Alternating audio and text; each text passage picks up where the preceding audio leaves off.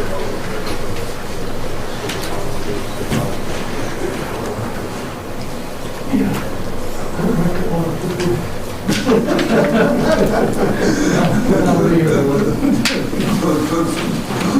remind you all again to speak into the microphone.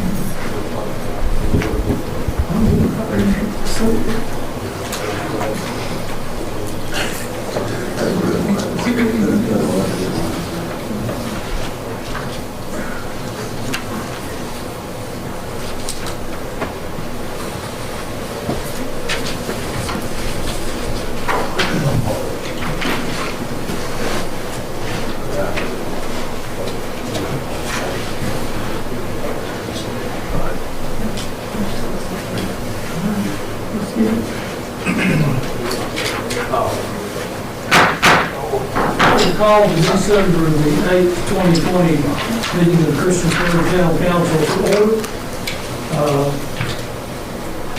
This is the time we will have a moment of reflection, followed by the Pledge of Allegiance.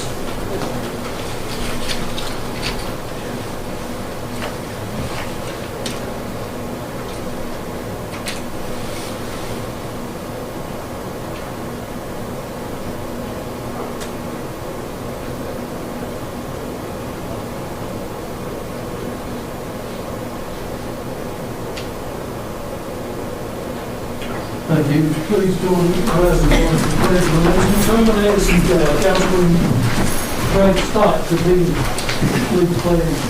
I pledge allegiance to the flag of the United States of America and to the republic for which it stands, one nation, under God, indivisible, with liberty and justice for all. Thank you.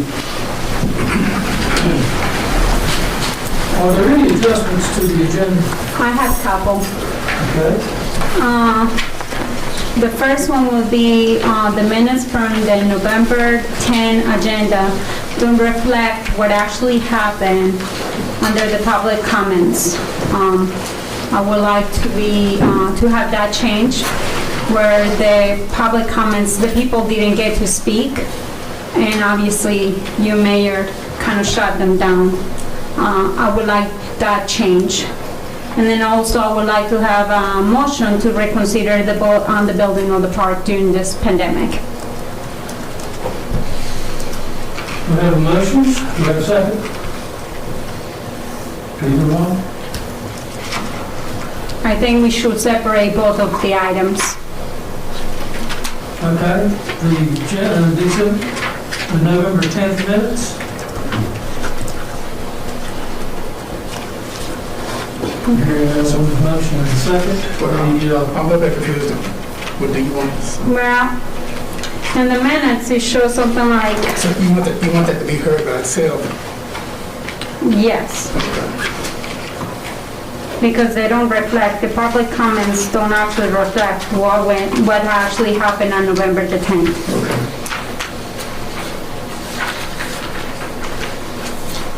Do I have a second? I'll second. A motion and a second. Discussion. Madam Clerk? Yes, sir. Councilman Bishop? Can we hold up a second? This is just to separate it from the consent agenda. Right. Exactly. Okay. Councilwoman Hicks? Aye.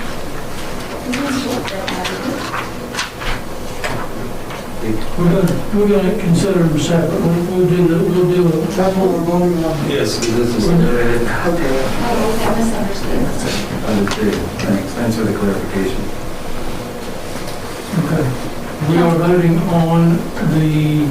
we're Separating the minutes from the consent agenda. That's correct. That's what we're... The minutes from November the 10th. Yes. Okay. You have first two calls? I'll start over. Councilman Bishop? Councilwoman Hicks? Aye. Councilman Hubbard? Councilwoman Sachs? Aye. Councilman Showalter? Aye. Councilman Stipes? Aye. That is 6-7. We will move it as a separate item on the consent agenda, is that correct? Yes. Okay. The second request was, Was to reconsider the vote on the building of the park during this pandemic. and it is, okay. Do I have a second to that motion?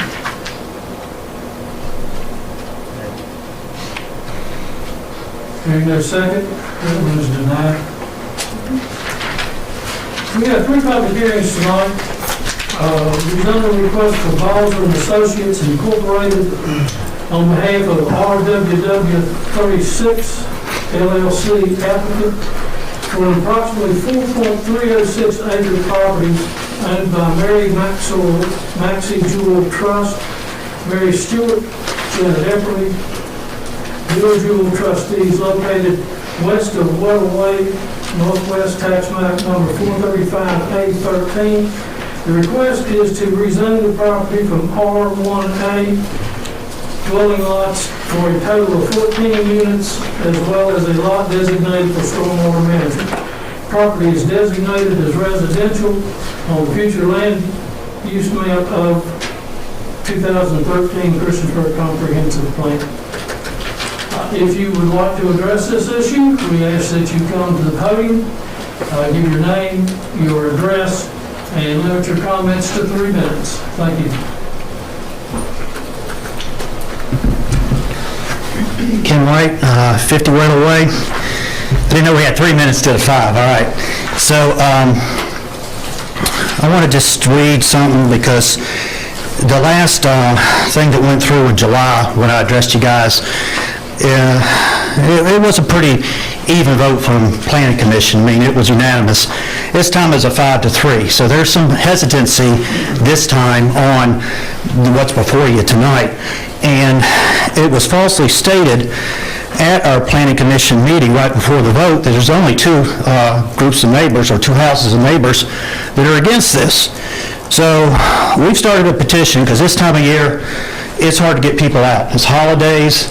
Essentially, this is being done at the holiday time because, you know, it's to me, it's the tougher of the 2 proposals to get through. The R2 instead of the one that just went through in July. It's a little bit tougher. And so I think they saved this one for less opportune time, but we do have some neighbors speaking up. So far, we got about 15. I'll read some of the comments. One said, I'm firmly against the rezoning because the development will destroy the quiet, peaceful rural neighborhood we all enjoy. We're concerned about the safety of the neighborhood. The crowded development will create more traffic, will pose threats to older people and young children. Another one says, I do not support the further development of the Slate Creek neighborhood and the rezoning project proposed on Weddle Way. Another one says, I do not support the overdevelopment of our peaceful and quiet area. Another one says, I stand against this, what this town is going on in this neighborhood. Already traffic is terrible, will only get worse. Another one says, there's too many children. Now, what ain't in this one, okay? This is my big concern. Up and down that street all the time, Little Weddle Way. We talked about this a lot at the Planning Commission. An increase in traffic is a hazard.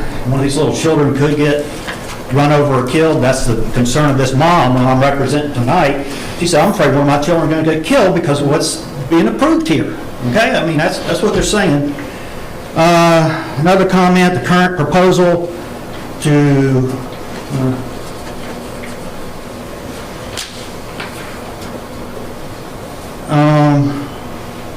okay, there's a guy who's Patrick Adams. I was glad to hear Ms. Six actually talk about the comments not being in minutes, because that was what happened in our Planning Commission. The public comments were not in there, and they said it was too long to read this guy's comments, and he asked a lot of really good questions. So he said, sadly, my previous written statement and comments were not regarded with seriousness or concern. In fact, they were not regarded at all. I issued a set of comments and concerns, strong opposition to the Weddle Way rezoning and development of the Planning Commission on 11/16/20 prior to the public meeting. My comments were deemed too long to read. I tell you, gentlemen and ladies, my wife and I read those comments at the last meeting with our 10 minutes. It took us 9 minutes to read them. That's too long to read citizens' comments and put a lot of time and effort into them, ask all these really good questions, and then it just doesn't get included in the minutes.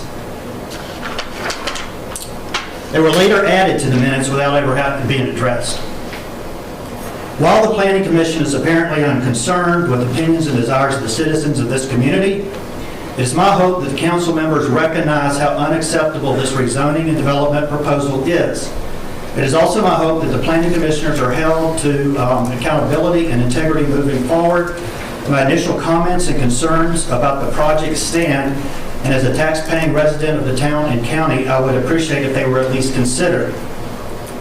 A petition is also currently in play that sums up exactly how my wife and I feel about the project.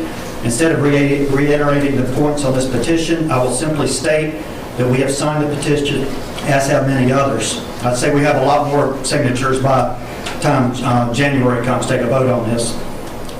I would ask you, council members, to consider this proposal from the standpoint of the current residents of this and surrounding neighborhoods. We did not choose our homes because we wanted it to be buried in high density, surrounded by more crime, pollution, noise, etc., destroy the economics, the ecosystem. We live here because it's rural, because each member of this community decided it was perfect exactly the way it was. Approval of right-of-way rezoning and development, particularly in wake of current recent approval of the Vinnie Avenue project, is unacceptable. And I heard my time go off, but I'll say... I got an email. Sorry. You have about another 30 seconds. Okay. So I would just mention, my wife and I live on Weddell, another one of the residents that made the comments on Weddell, but of the names that I'm seeing on here, I know my neighbors pretty well. And this has actually got us to, one good thing about all this mess, this has got us to know each other better. That's what I see. I see what a way on here, and the people being affected the most, the people concerned about the safety, the traffic, those are the people on the petition so far. Thank you. Thank you, sir. Thank you. Comment to Mr. White, please? Yes. Okay. Mr. White, I'm glad you're here this evening, and since we're here in the public eye, your wife was treated poorly here the last time, and I think we all regret that now. And since you're here, I'm glad you're here, and your comments are appreciated, but I just want to recognize that fact, and I think we all regret that in hindsight. So. Thank you. Okay. I was actually going to ask if she was here tonight. She's not? She's not. I'm sorry. Okay. Yeah, out of town. Well, tell her that definitely I will. that was inappropriate behavior. Yeah. Can I ask a question too? Yeah. The speed limit in that area is about what?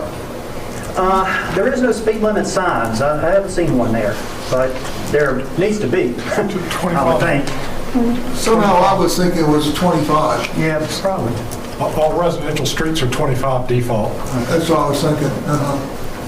And you think that's too fast? Well, with the development, there's the Vinnie, that Weddell was approved, the Vinnie Avenue, so that's a whole bunch of new development there. And then Weddell being approved, and we got very thin streets through there. A lot of kids. Anyone else to address? Yes, sir. Don Connor, 250 Slate Creek. Thank you, Mayor, Council. I'm not totally opposed to this. What I'm opposed to is the speed in which the city has chosen to develop this area. Right now, there are 431 units between the mall, the railroad tracks basically, and 1 mile out Pepper's Ferry that are under construction. That doesn't count the villas on Pepper's Ferry. That doesn't count the Slate Creek neighborhood. That doesn't count the Stafford Farms development that are all already in there. This is all new developments that are coming out of the ground. Of those, 163 units have not even started yet. Those are the ones that were approved last year. They called it Magnolia Point at one point. Now they're calling it Stafford something development up there on the corner of Pepper's Ferry in front of the villas. You got townhomes and apartments in there. You have the Adams. You have the development in behind the Adams that are all very high density. I think the council needs to take a minute and just touch the brakes. Let some of these things come out of the ground. See what it's going to look like when you get it out of the ground. See what the traffic's going to be. And then look at approving it. I realize that that's prime land. I challenge any of you to go out and walk it. It doesn't look as flat when you're on the side of the hill walking it as it does when you're looking at the map. It's pretty rugged land. It's going to be tough to build on. But I understand the zoning change. I understand that it actually didn't increase the number of units. All it did was change this type of units. and I'm not against all of that. What I'm against is the speed in which council has approved these things, and they haven't taken time to let them come out of the ground to see. Thank you. Thank you. Anyone else?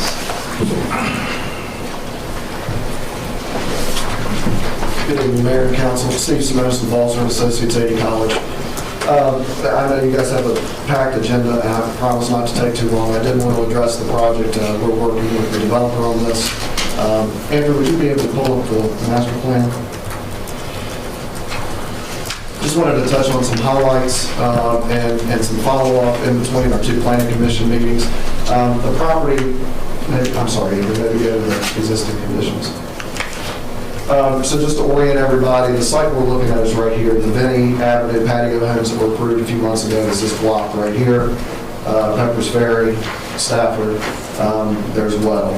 So this section, this piece of property is about 4.3 acres. Similar to the Vinnie Avenue property, when this section of Carmel Heights was subdivided and developed in the mid-60s, these two parcels were broken off as future development. There was a 50-foot right-of-way that was reserved for future development of this parcel with that subdivision. After the first section of Carmel Heights and the second section developed, it went under a sale, and it's just been in family-owned property since then. So this is the site we're looking at. The proposal would be to bring a public road off of Well Way, full public standard road, cul-de-sac, and have 7 duplex lots, so it would be 14 units. That works out to 3.25 units per acre. So we're not talking a high-density apartment project. This is less than 4 units per acre with this proposal as we have shown. That's including about a little over half an acre of open space where we have our stormwater management facility. Again, this rezoning is just a straight rezoning from R1A to R2. This isn't a planned housing development like council sees a lot of the times.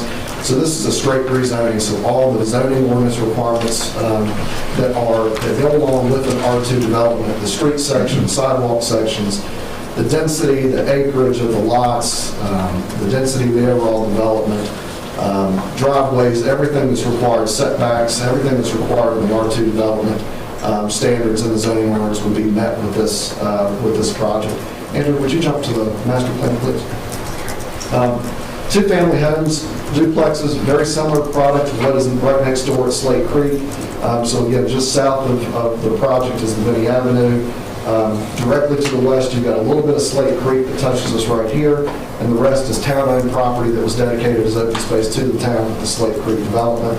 And then on our side here, a few of our neighbors here on Well Way and the connection to Well. So again, one cul-de-sac road coming in, built to town standards, sidewalks on both sides of the street, 50-foot right-of-way. There's an example of what one of the units, one of the two-family dwellings would look like, the attached dwellings there. Each well beyond the 30-foot front yard setback, enough room for 2+ cars in each driveway, so we're not concerned about on-street parking. There are garage options with these. These would likely be 2-story. Well, they can be a mix of 1-story, 2-story, or 2-story on the basement. So a lot of different price points and housing types that can go on here. As council knows, two-family dwellings are a really good starting place for young families, so it provides a good price point. Price point we're looking at on these is probably starting in the $250,000 range, so we're not up to the $350,000, $400,000 range, which is out of reach for some of the young families in the area. Management company would be set up for this, so homeowners association management company would take care of all the mowing, all the exterior maintenance on the units themselves, mulching, landscaping. No dumpsters are proposed on this. This will all be, normal town resident trash cans, recycling cans. So there isn't a concern with dumpsters and noise of dumping dumpsters and trash rolling around. Everybody would have their own trash cans. We did provide a limited traffic study in our traffic analysis and our application text. Our neighbors, similar to the conversation we had with Vinnie, were concerned about traffic. I would ask council to take a look at I'm sure you have, take a look at the staff report that was provided to Planning Commission before the last meeting. There's some additional engineering, not recommendations, but thoughts from the town's engineering department about the the width of Weddell-Way, and some of those issues we've heard. Weddell-Way, again, was built, it's got a 50-foot right-of-way, but again, it was built in the 60s, so that was a different standard from a road section standpoint than we're building roads today.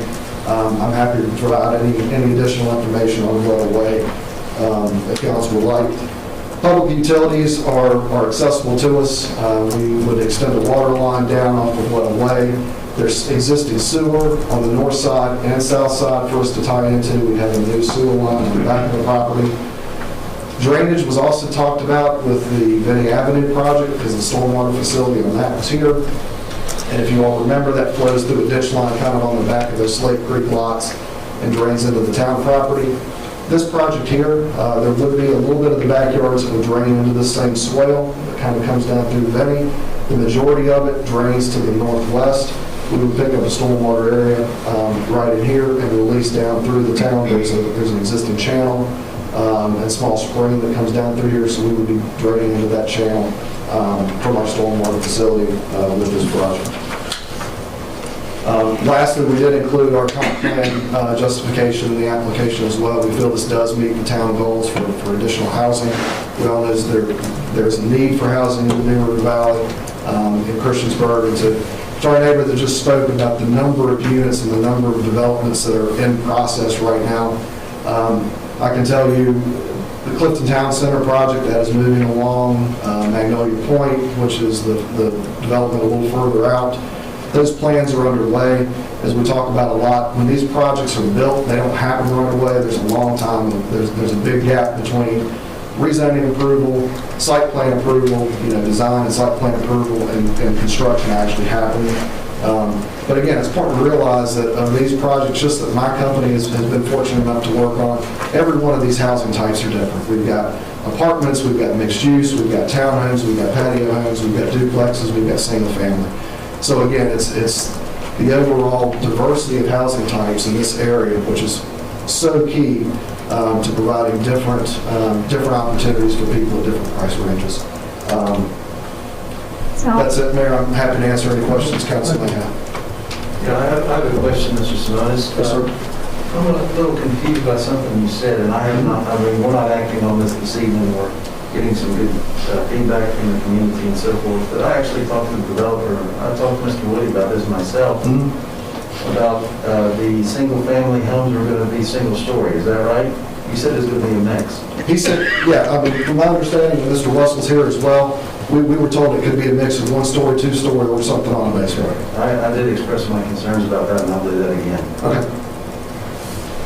There's no two-story homes around there. They're all single-story on all four sides. Anyway, okay. I'm just getting that out there. That's something that didn't jive with what my understanding was. Okay.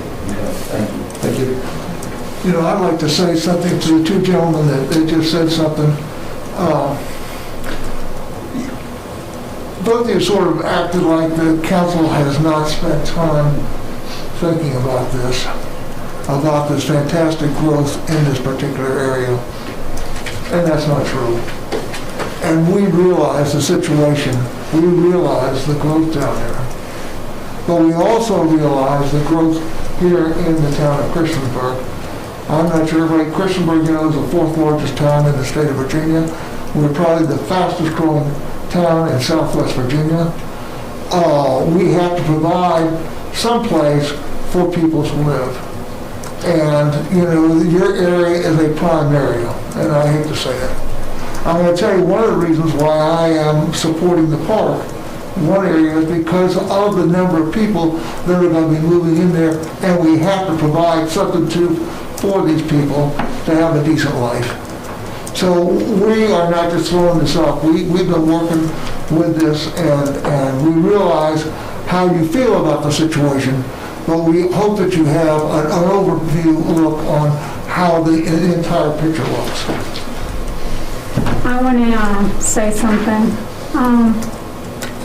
I had a hard time voting on this, and the reason why I had a hard time voting on this during the Planning Commission meeting the other day was because I understand what these people are going through right now, or what will they be going through in the next couple of years while construction is happening around their homes. There is, someone said there is almost 400 units or more that are going to be built within the next couple of years within a 4-block ratio. When I was thinking about that, I was thinking, that's a very, you're going to be building almost in every direction around you. And a lot of these people are retired people, they just, they move to these subdivisions because of the quality of life, the environmental opportunities that this land brought to them. But then when it came down to Vinny the other day, I had no problem at all because, well, I did have a problem, but I had a problem because the reality is we do need connectivity in the town of Christiansburg, and Vinny was a great opportunity to connect one side of Vinny to the other side of Vinny. So even though it's gonna bring up large amount of traffic to those areas, I do think it was important to have that connectivity, not just for the traffic flow, but also for just to get fire trucks down that way, or vehicles, public works, everything else. I think connectivity is a very big concern for me. So that was, for me, that was a no-brainer kind of thing because of that. When it came down to this, I had a lot of concerns at first, and I think a lot of the concerns were kind of answered one way or another. One of the things that was mentioned was about the amount of homes that are going to be building in there. We are really making a very small change. It's going to go from R18, which is 2.9 houses per acre, to 3.48 houses per acre. It's not a large amount of houses that will be developed in this area. And the one thing that I voted yes because to allow this development to go for is just because of the neighbors. Not the neighbors on this side, but in reality the neighbors, some of the neighbors that actually happen to be selling the land. Can you please put them up where the family members and everything? So I don't know how we can show this or whatever. The one house on the right, can you, Mr. Price, can you please show that? Well, I think he can do it right there, but since he's more familiarized with this land. But some of the members that are selling the piece of land happen to live close by to this piece of land. And if they don't have a problem selling the land and have it developed,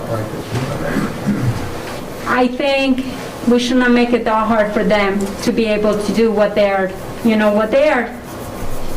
to do with this land. And so another thing that was a concern for me was the cul-de-sac. When we heard from the fire department, according to the town fire department, if an street parking is permitted on both sides of the new street, getting a fire engine through the development could be challenging. The minimum clearing width for setting up a ladder truck is 20 feet, and the preference is for 26 feet. It will be likely to prove difficult for to properly position a fire engine with a street parking on both sides of the new street. The Town Rescue and Public Works Departments expressed the same concerns with maneuvering equipment on the new street with on-street parkings on both sides. When talking to some of the developers here, they mentioned that there was going to be enough space in the driveways for the people to park up to 4 cars per driveway. So I thought that was a very positive thing. The one concern was the cul-de-sac. And I do think that if we were to approve this, and my thing is, I would really like to have something in there that says the possibility of probably not parking inside the cul-de-sac. And that's just a thing for me that I do think that we have a lot of members from the community that came to speak at some of these planning meetings, and I really appreciate you guys coming out to those meetings, because what you guys are going to be dealing with, I completely understand why you're here, and I'm grateful that you're coming out to speak. Thank you. Anyone else would like to speak? Mr. Rice? Hello, my name is Brian Rice, and I'm the property adjacent on the south side. That's right here, and we plan to develop that property. And so we're in favor of our neighbor developing their property as well. I'd also like to point out this is kind of unique in that the majority of the surrounding neighbors, I think that's what this text was referring to, is for the development. On the south side, we're for the development, support it. On the west side is the town's property here, and of course the town's comprehensive plan designates this for residential growth, and it's the future land use is specified as it's for growth, for future growth. And then to the north of the property up here, we've got these three parcels here. It's Sharon and Wayne Acres, Mark Blevins, Sandra Hawks. They're part of the family that sold the property down here for development. And I think Sandra Hawks actually wrote a letter and said that she was aware that this property would be developed and that she supports that development potential. And then the property right here, that's George Stewart, and his mother is Mary Stewart, that is part of the family that's selling this property. The property that's being rezoned. So yeah, this property here is, you could say, it's part of the family that's selling the land that's going to be developed. And then this property here is, that's where Peggy lives. So there's three sisters, Peggy, Janet, and Mary, and then one brother, Charles. They're the ones that are selling this property that's going to be rezoned. And so, like I say, they still own this property and this property. So the majority of the surrounding property support the development. And of course, we know that there's neighbors in the wider community that are expressing concern, and of course that's normal. But I also mentioned, one thing that keeps coming up is traffic, and one thing special about this is that this little development here actually has three roads it leads to Peppers Ferry being the main thoroughfare. And so we have Stewart, Quinn, Stafford, and Walters. So three different ways that you could access this new development. So I don't think that we would be impacting any street negatively. And so I know that the family selling the property would appreciate your support, and it seems like a very reasonable development for the area. Thank you very much. Mr. Ross. Anyone else to address this issue? Yes, ma'am. Well, I might be late. I was at the other building. We come up. This is for the... Not the park. This is, no, we haven't gotten to the park yet. Thank God. All right, anyone else to address this issue? Hearing no one, I will close this portion. Well, I want to make one more remark. There was some of our employees worked really hard on trying to get some of the answers for us for the Planning Commission. And another thing that I think was really interesting about this is that we are able to come up with some solutions on how to help with the traffic as well. There is plans to remove the existing yellow sign at the intersection of Weddell Way and Benny Avenue and replace it with a stop sign. The extension of Benny Avenue as part of the development of the planned patio development will create a three-way intersection at this point, and a stop sign will be necessary. So that's down at the bottom where Mr. Price's property is. And then they will install a sign on the proposed new street and the intersection with the Weddell Way. So the staff does not recommend a three-way stop at the intersection of Weddell Way and the proposed new street, as they do not see apparent safety or traffic concerns necessary additional to the stop sign. So thank you so much to our employees. We got really good feedback. That's it. Thank you. Any other comments? We close this portion of the public hearing. Next public hearing for proposed ordinance to amend Chapter 42, zoning of the Christiansburg Town Code for the purpose of clarifying the allowance of structural projections such as awnings, canopies, roof eaves, gutters, architectural features, porches, and decks on the minimum required yardage. I have no idea what this one is. Randy, is this yours? Is it, It's what the planning commission recommendation. Yeah.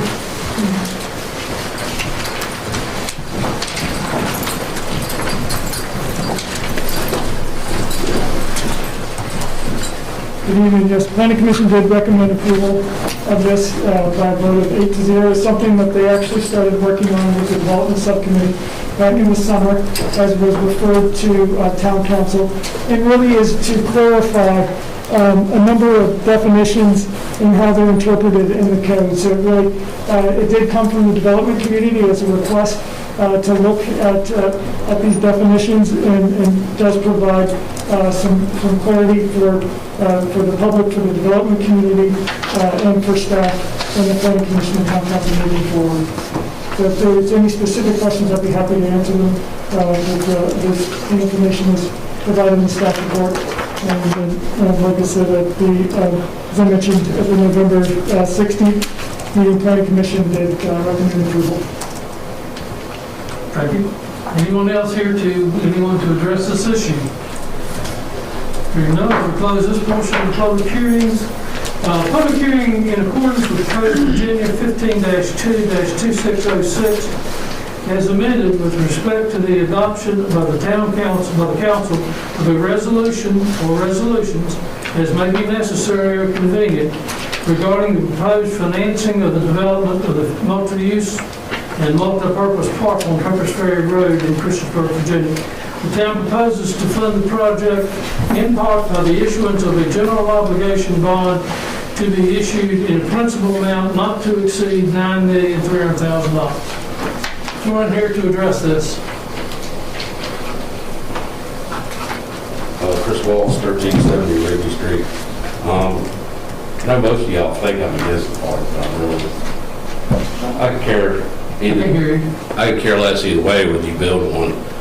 My problem with the park has always been the process, the closed meetings.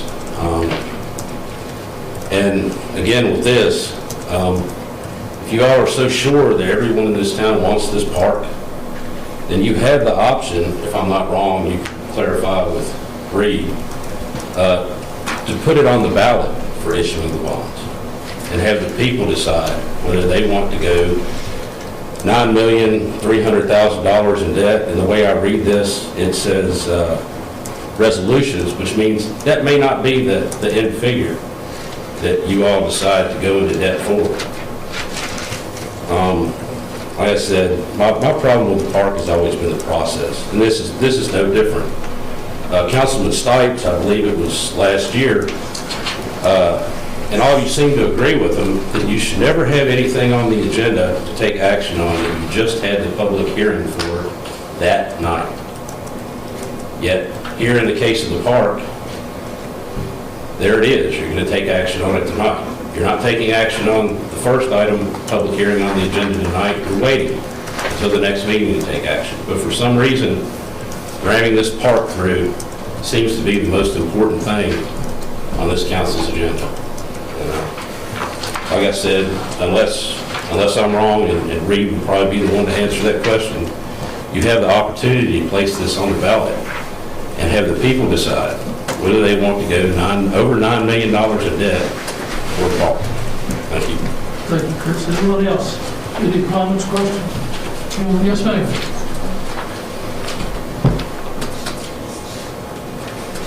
My name is Angela Akers. I live at 345 Howard Street, Christiansburg.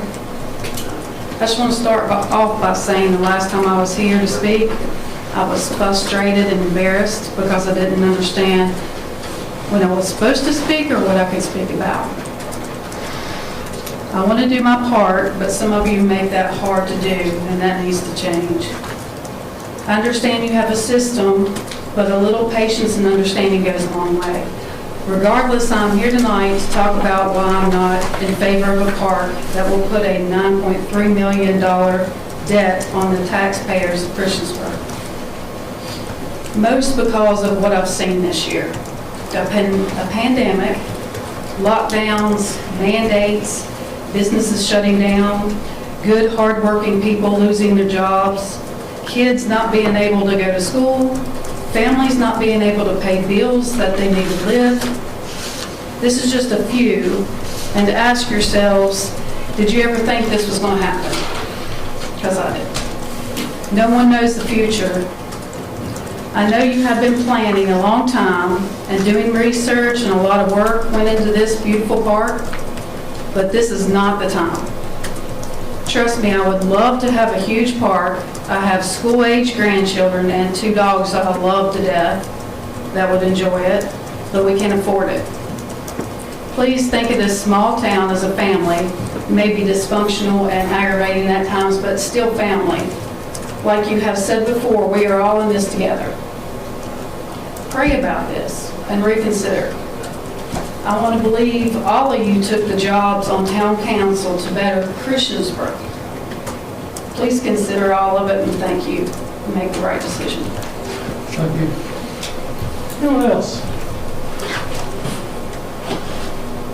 Yes. Yes. Sorry.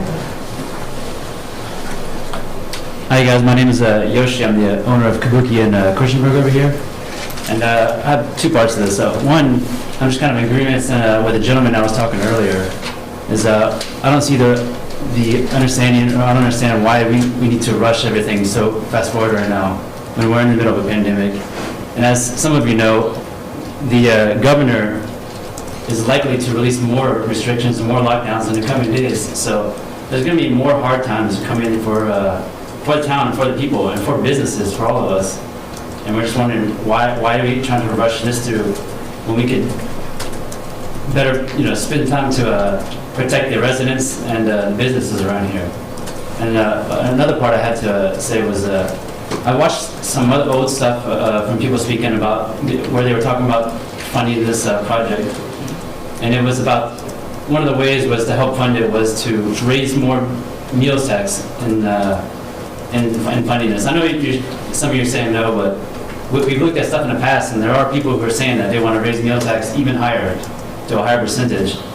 And it's already at a pretty high enough percentage, but I don't think any of you have to look at customers in the face when we have to explain to them why we have a nearly 13% meals tax in every meal. And people come from out of area and see the check and are like, wow, this is crazy. And yeah, we're like, yeah, that's just our town. And they're like, well, why is it so high? We don't know. They say that they're trying to get business, that from people who are coming from out of town. So, it feels like we're just kind of trying to take advantage of people coming from Blacksburg. We're trying to take advantage of the overlap from them, their customers that we're trying to take advantage of the taxes on them by just raising the taxes too high on them. But, none of you have to look at them in the face and say why it's so high and see like the crazy reactions that we get. But I know, I'm not sure which gentleman is here. I think it might have been you was trying to say that you want to raise it by $1.50 cents, right? I think is what you're saying, to raise it to 9%. To make it, I guess that's the total would be 14.3% maybe. But I would just like to say, as many of the business owners around here, the restaurant owners around here, there's no way we could support that. There's no way that could possibly work. I'm all for the park. It's to make, will make the area better in the long run. But in the short term, I just don't see why we need to rush so forward quickly with it right now. I feel like we could wait until after this pandemic is over, and it'd probably be maybe okay. But right now, it seems a little crazy. Anyway, thank you. Thank you, sir. Anyone else? Yes, ma'am. First of all, I want to say I'm sorry I was at the wrong building, sitting here listening to a school board meeting. I was like, am I in the wrong place? My name's Rose Martin. I live on 1070 West Main Street. I thank you all for giving me the chance to speak about the park. I start with this in mind because I've been reading the meetings and things on the town meeting sites. And a lot of things have upset me. And I just want for everybody just take a moment to step back and walk in someone's shoes and feel and understand some citizens' that have lived and here all their lives, still in the low and middle class poverty levels.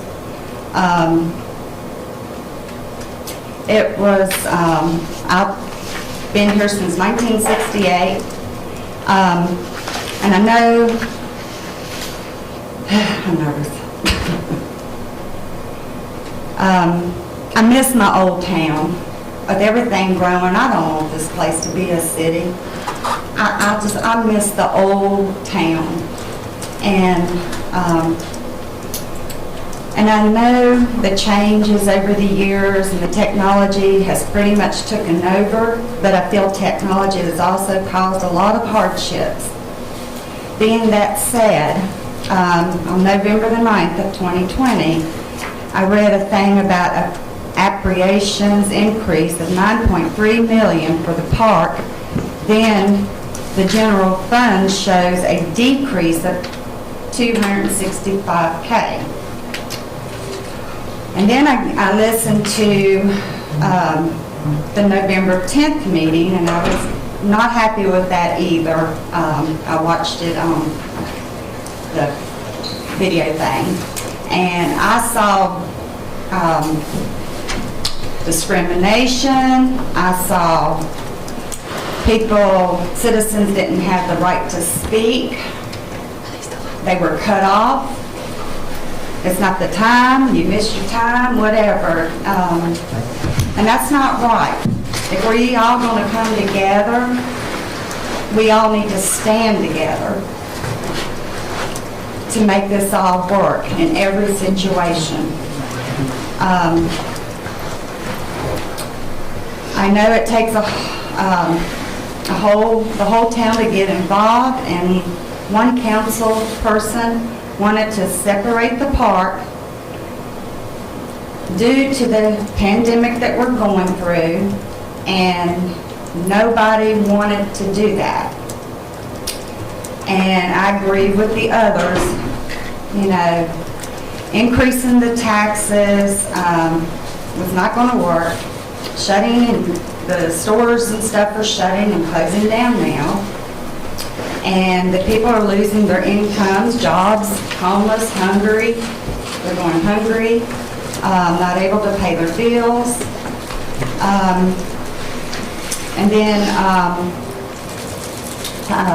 there was also a meeting on the budget work session concerning the aquatic being in debt and losing.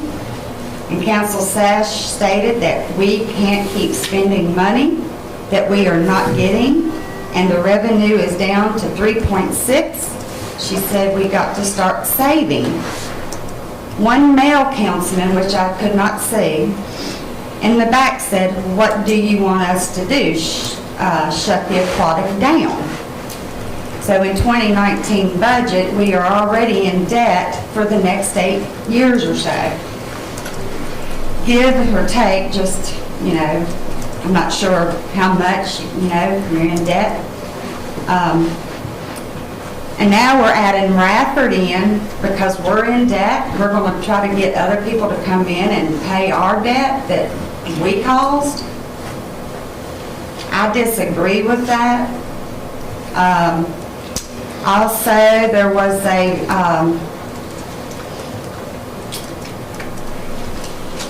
was another statement by Joanna Hicks on March 26 of 2020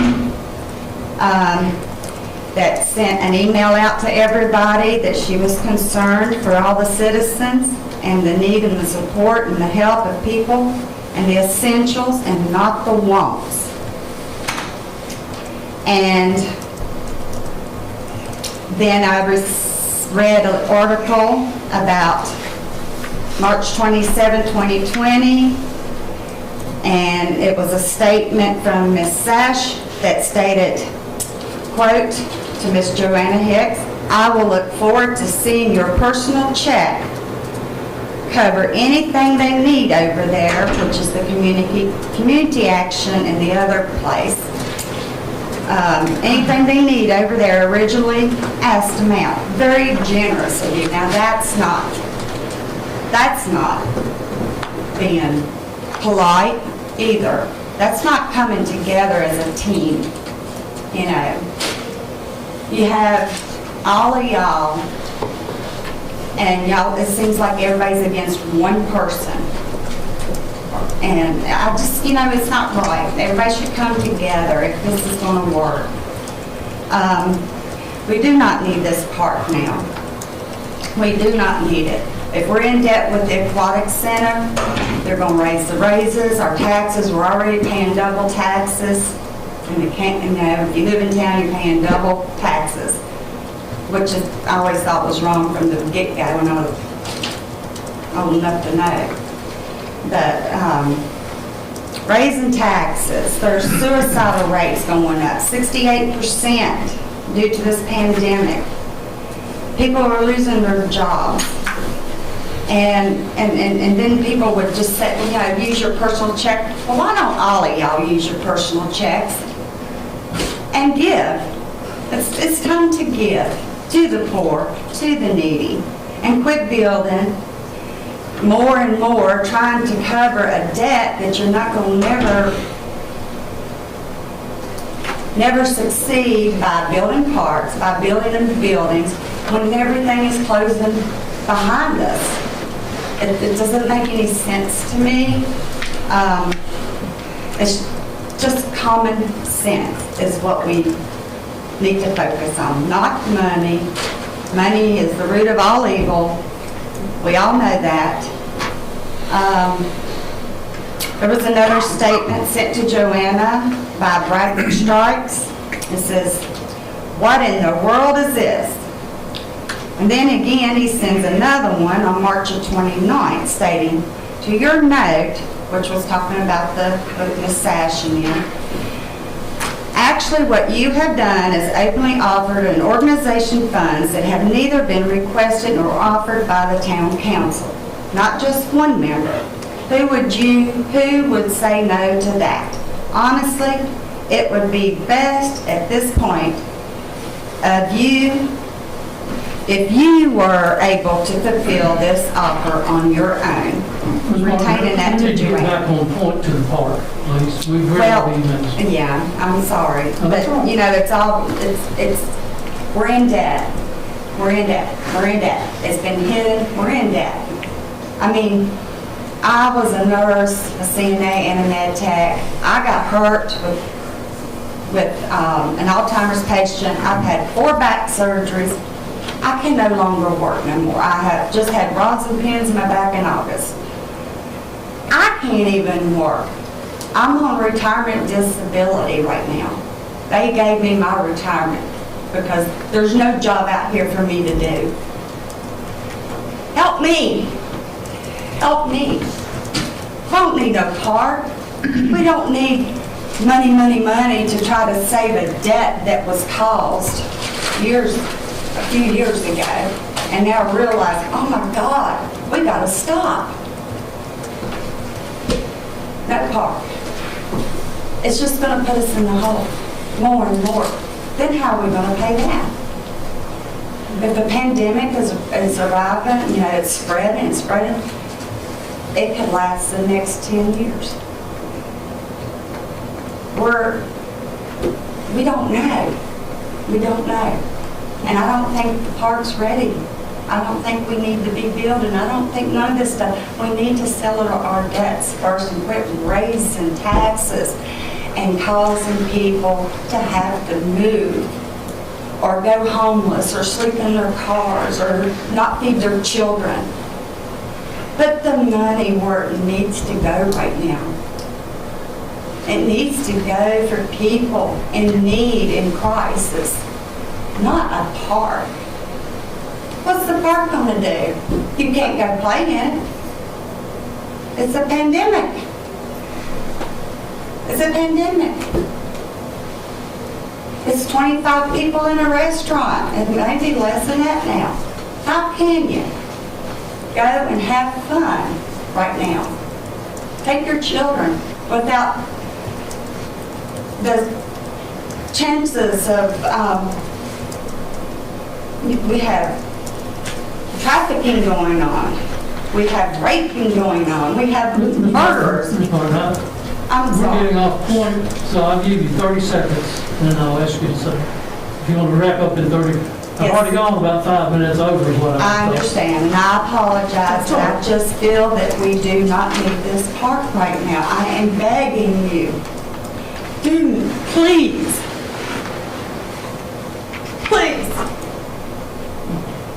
I am speaking on people like me and people that are having hard times right now.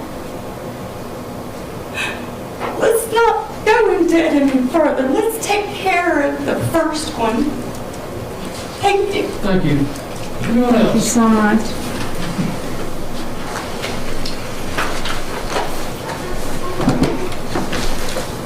Hi, my name's Jeff Akers. I live at 345 Howard Street.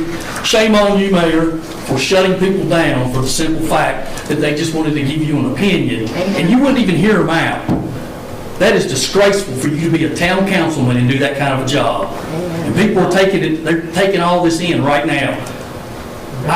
I've never seen you have a discussion where you just don't browbeat somebody down to get them to shut up.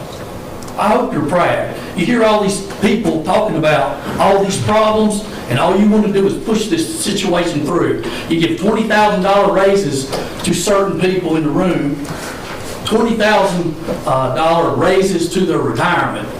And we got people who can't even buy groceries, and you stroke a check like it's no big deal. Shame on all of you. Y'all need to pay attention to what you're doing. Thank you. The figure of a $20,000 raise to $20,000 retirement, where did that figure come from? Did you read it in a budget? Did you read it in any plan? I'm not sure I understand. I'm sure of it though, sir. Almost positive. Okay, almost positive. Very good. Yes, ma'am. Anyone else? How you guys doing? My name is Alicia Ball. I live on Dental Road in Christiansburg. You guys miss me? I miss you. Do I have a time limit? We started out at 3 minutes, but if you can get it within 5, I'll live with it. Okay, because I was going to put it on my phone so I didn't have to get interrupted or anything. Okay. So, I first just want to say, guys, I know this is all a hard time we're all going through, and I appreciate each and every one of you and all the things you're doing, because it really is hard. It's a pandemic, and whether y'all may not believe this or not, I really do love each one of you. I don't have to agree with you, and I'll tell you when I don't, but I do love you, so I just want to tell you that to start off with. I actually live in the county, so a park for me would be beneficial. I wouldn't have to pay for it, and I could use it. But I'm here tonight just to speak up for all the people that can't afford their water bills or can't afford their bills right now. They're having struggles, and I believe the problem is that there seems to be a disconnect with what you guys want to do versus what the town people are saying. Because I understand y'all's point of view. You've been working on this park for 7 years now or longer. I know you guys have done a lot of work and research and all that, and I appreciate that. And then you have Joanna Hicks come along and just mess everything up. They're monkey wrenching your plans, is what it seems like. But we've all been watching, and we all know that the disconnect is just going to lead to more divisiveness instead of just, why can't we just come together and try to work on maybe the park and helping the people? You understand? Like, the environment that we're creating in the council isn't a very good one, because like this gentleman said, when someone gets up here to speak and then you shut them down, that creates an environment of hostility, and it's not a good thing. It's not a good thing for the town. So I'm just trying to bring that to y'all's awareness so we can maybe work on that a little bit. The majority of the people in Christiansburg that voted for the election, for the last election, Joanna Hicks won by over 3,000 votes. So, and like I said, we're all awake and we're watching you guys, and all we've been seeing is some people working for us, and some people who we see that are working for us, and then we see people who are working against the people who are working for us. And we're wondering why. You know, why are you guys spending all your time coming after the people that are working for us? And we don't see that you guys are working for us. You may very well have all the best intentions in the world. You know what the best part about you guys is when y'all all work together and you talk. when I see a discussion around with all 6 of you guys in it, and Mayor, you too, it's like, I love it. I love watching you guys talk and have dialogue together, because we learn a lot when we see that. But when we see this bickering and fighting and wasting of time and taxpayer money, that does nothing but make the problems worse. So I just wanted to let you guys know about that. And I think the biggest problem people are having about the park is just the way you guys are going about it. I mean, we were all told that during the pandemic, this park wouldn't be voted on until next year. And here we are tonight. Then it's attached to pay raises, so it has to be voted on. No one's going to vote against pay raises for our first responders and our people that work extra hard. And then the links were like hidden within another link, within another link. So it just, the perception is that you are just trying to push the park through with no care at all to what the citizens want.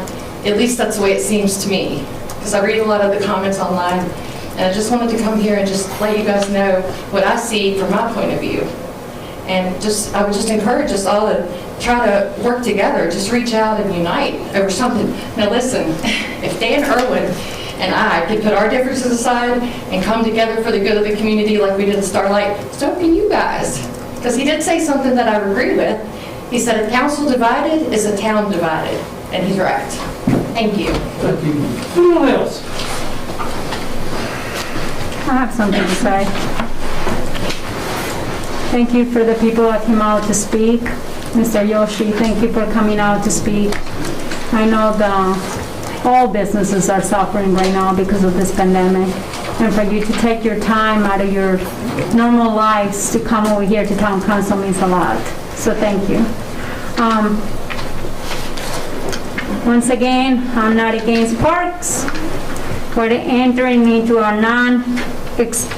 non-essential expenditure of an $18 million park during a pandemic, when some folks are struggling to survive.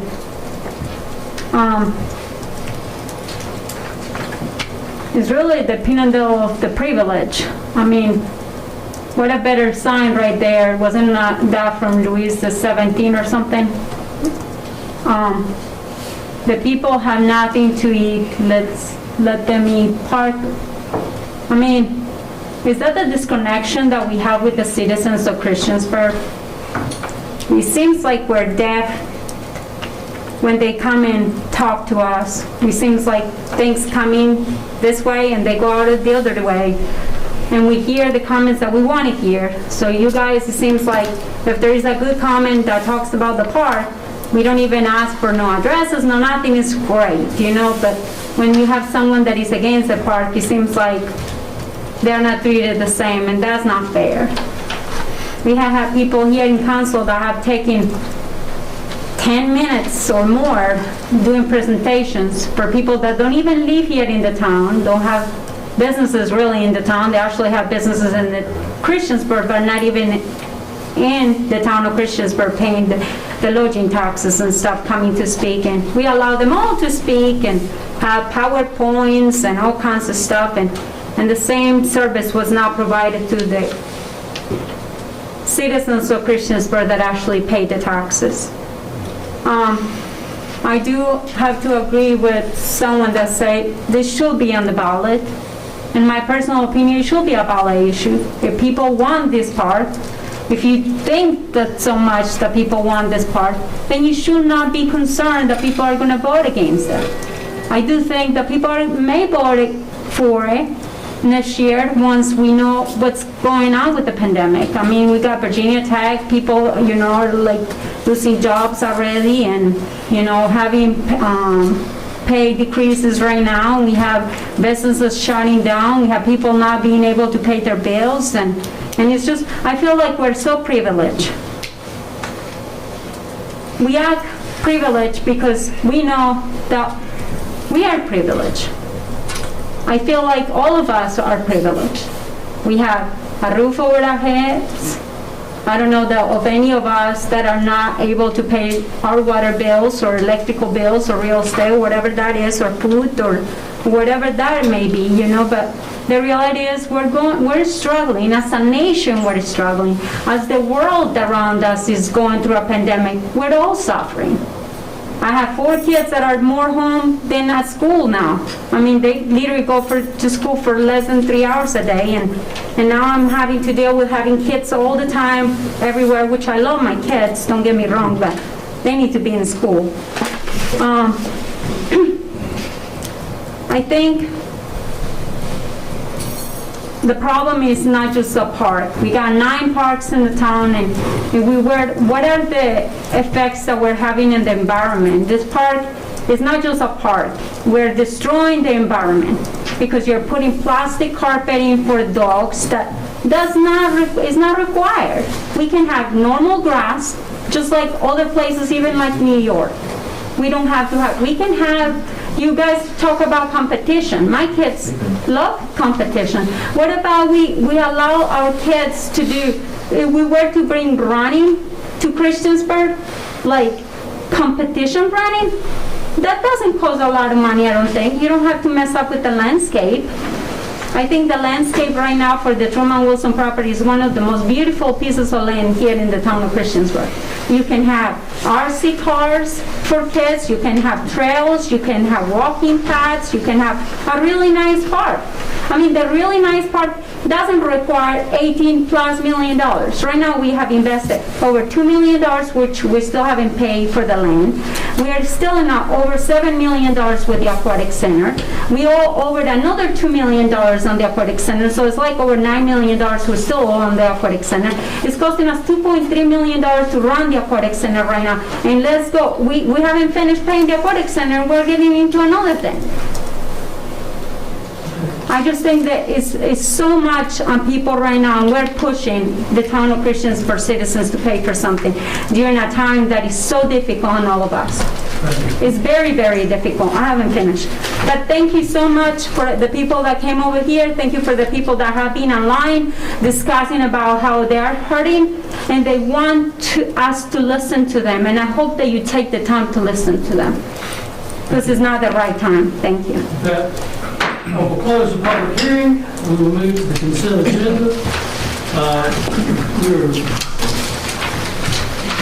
We're going to consider under consent the monthly bill list, approval of contract for professional communications for simulcast radio in the amount of $123,866, which is through CARES Act funding.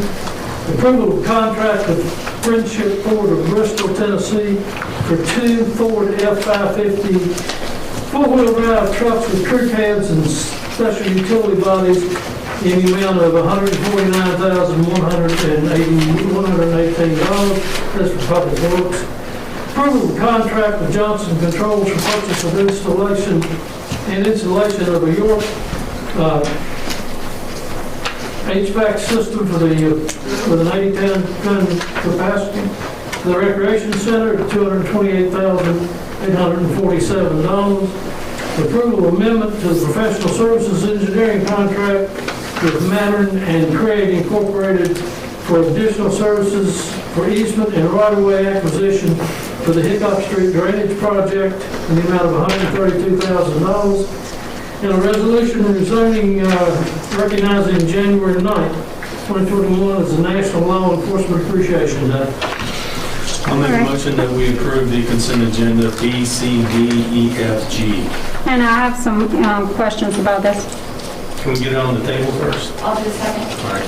Motion and second. Question? Okay, about the bills.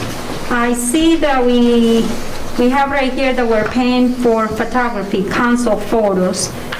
Are we getting pictures again? $320? I'm not aware of any of it. I think that was an old bill that hadn't gotten paid in a while. Okay, so what was that from last year? I believe so. I'd have to go pull the bill, but I'll let you know. But it was under this bill list, correct? Right, but if it's an old bill, it doesn't matter how old it is. If it's something we're paying currently, it's going to go on the bill list. Okay, well, I would like to know more about the one bill. And then my question is, if we are doing any other kind of pictures or whatever, why aren't we using our own camera and our own staff people to take those pictures? That's under the billing. And then I have another one here. The one about the HVAC for the rec center, is that gonna be under CARES Act, or is that just, does not? That's not under CARES Act, no. And then the one about the marketplace on Pepper's Ferry Road intersection. Is that more money that is that where this is? Is that correct? The resolution to support the limited access control changes? No, that's excluded. What? That's consent agenda December the 8th. Resolution in support of the limited access control changes for the Arbor Drive Purpose Ferry Road intersection project. Where is That's this under at? discussion by mayor and council. That's the old agenda. The old agenda. It's under discussion and action by mayor and council. It says meeting December the 8th. And it's later on the agenda. It's under mayor, action, discussion and action by mayor and council. So it's later. Yes. Okay. And then letter F, the thing about the approval of amendment of the professional service engineering contract with Craig Incorporated for additional services and easement and right-of-way acquisition for Hickok Street drainage project. Are we buying any property or anything like this? What is, can you explain a little bit more of this? It's simply engineering services, design services. So design, but we're not buying any land or we're not doing any of that, correct? Additional easements and right-of-ways. So, potential easements, not actually buying property though. An easement's an encumbrance on the property, but you don't actually own it. I understand. Do you have a map of that? Can you show me that? Because I didn't see it under the agenda.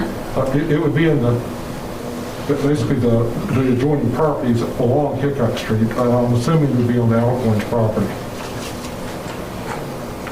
I would like to get more clarification about the piece of land. Thank you. And that's it. Thank you. Okay, any other comments or questions? Madam Clerk? Yes, sir. Councilman Bishop? Councilwoman Hicks?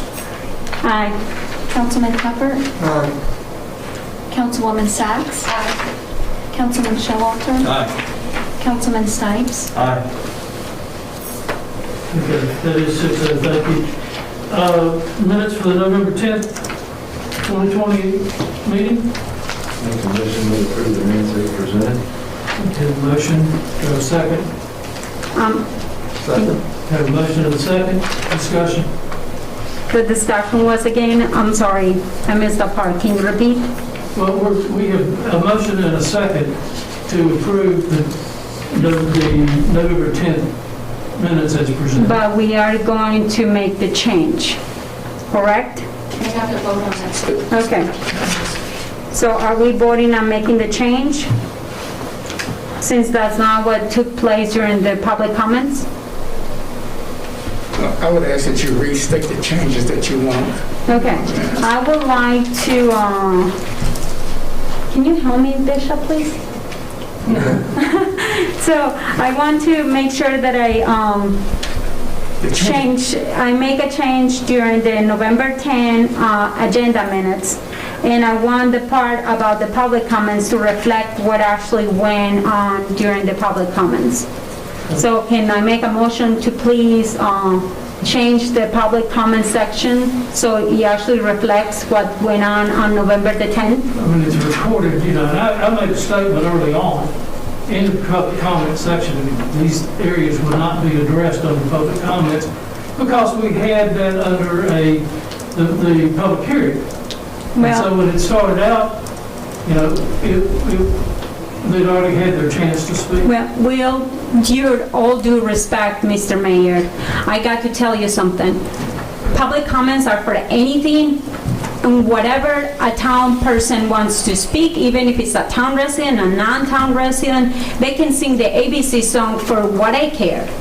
But as far as the public comments, they should reflect what went on during the agenda.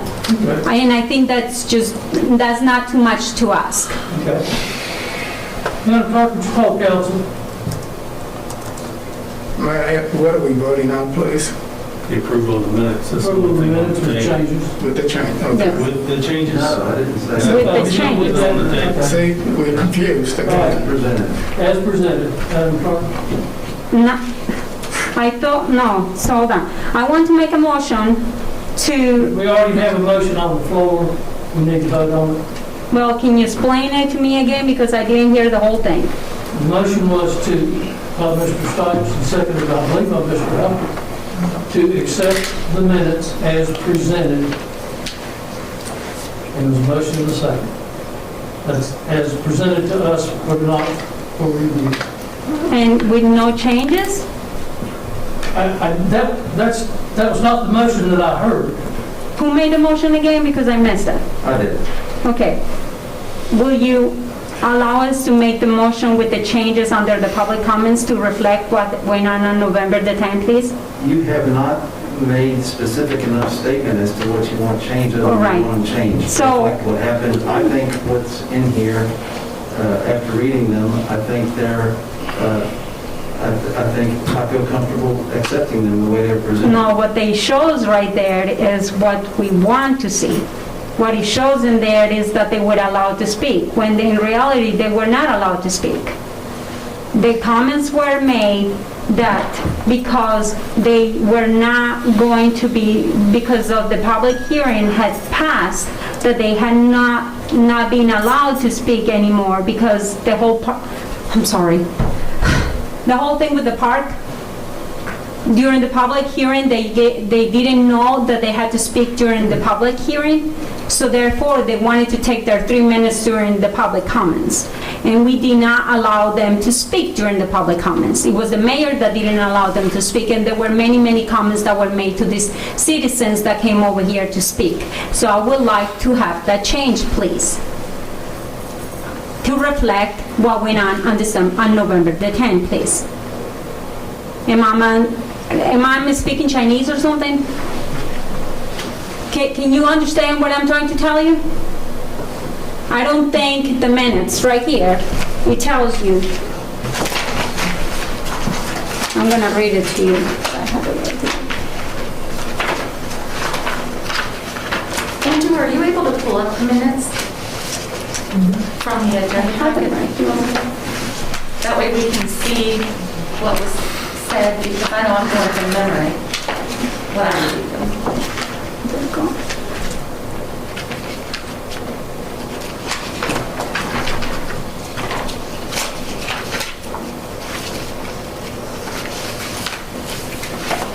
All right.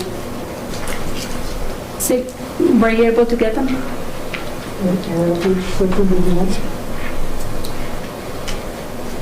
All right, so right there under citizen comments,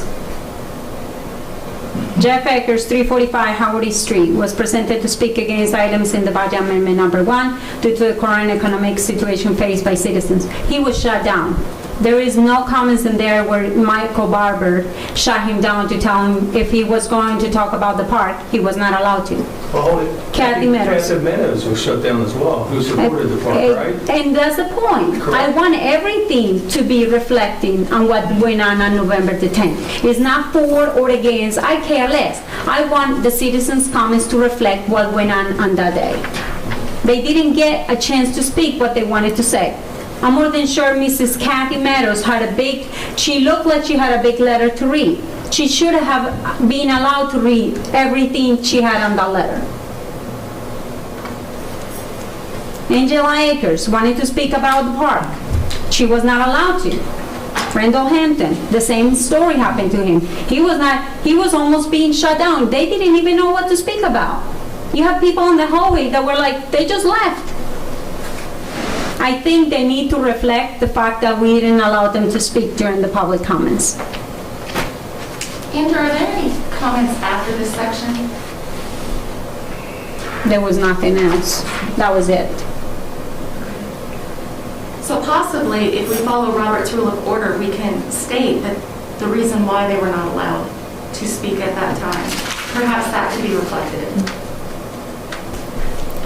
from my understanding, Mrs. Sachs, I understand what you're saying, but I also feel like it's a disgrace to the town of Christiansburg citizens or non-Christiansburg citizens, for or against the park, not to be allowed to speak on whatever the hell they want to speak during the public comments.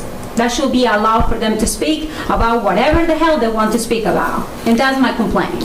And you're right, but we're here to talk about the minutes, and I think... And the minutes don't I think their reflect point- what went on. their- Let me speak, please. I think their points are very clear. Jeff Akers, he was present and he spoke against the items in the budget amendment. Kathy Meadows spoke for, or in personal support of the proposed park, and so on and so on. There were more people here that wanted to speak and were shut, because the other ones were shut down, they left. That, where is the comments where these people wanted to speak? They wanted to speak for a long time. Today, they came in and spoke. I'm grateful they came in and spoke. All of their comments should be in Right, the who agenda. else was here that night that wanted to speak? Names? You hear this? I don't know their names, they're citizens. I mean, that's hard to... I mean, there was even their daughter came to speak, Ashley Akers or whatever. So, I mean, it's just wrong. It's just very wrong. Who's talking, bud? Your motion stands as presented. And I will say before we vote on this, these minutes do not capture every comment or emotion or sentiment or, and if they did, they would capture especially a lot the last 11 months. So the comments, as you say, the intent is there, and these minutes are not, they're not intended to represent every single emotion that's expressed, or behavior is another one. So, yeah, I think the minutes are fine.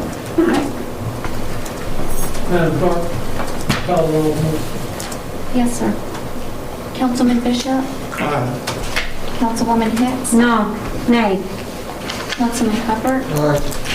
Councilwoman Sachs? Aye. Councilman Showalter? Aye. Councilman Stipes? Minutes 5-1. Introductions and presentations. Assistant Engineering Director for Land Development and Operations, Mike Kelly, to provide an update on the Collins Street stormwater study. Mike? Good evening, Mayor and members of the Town Council. It's a pleasure to be here before you tonight. I'd like to take a moment to provide a brief update on the College Street stormwater study.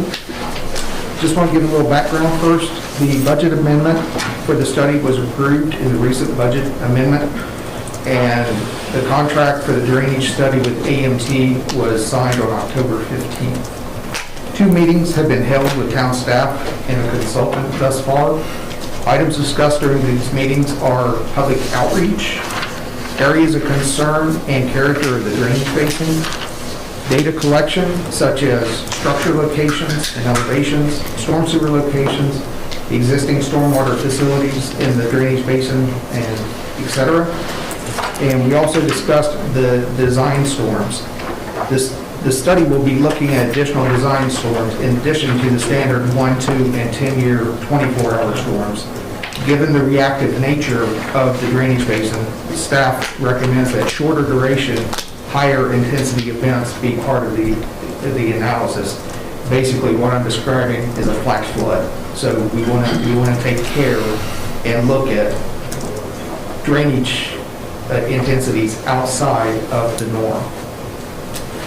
Expanding a little more on the public outreach, we're still ironing out the details, but the consultant is seeking additional public input. Town staff conducted field interviews with residents on College Street in August and September. Given the current situation with the pandemic, we felt that an online effort and a display at the rec center would be an acceptable avenues to pursue to garner additional public input. The online information and the display at the rec center would both include the opportunity for residents to share their experience with flooding issues and to identify areas of concern. All of the details are not complete, but we do expect to roll this out this month. Field surveying will begin later this week. This study level survey will fill in some of the gaps in the town's GIS information. Additional information will be gathered in the right-of-way and backyards.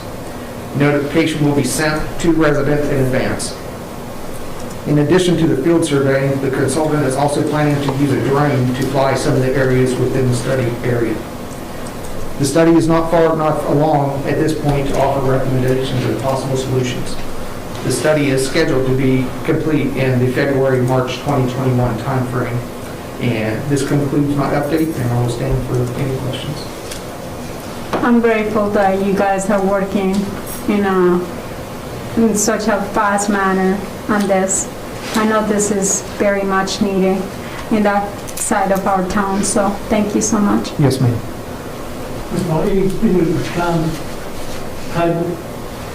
He said February, March. February, March. Yes, ma'am, February-March 2021 timeframe.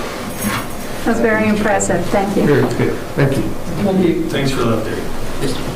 Finance Director Val Tweedy and Scott Wickham of Robinson Farmer Cox present 2020 annual audit.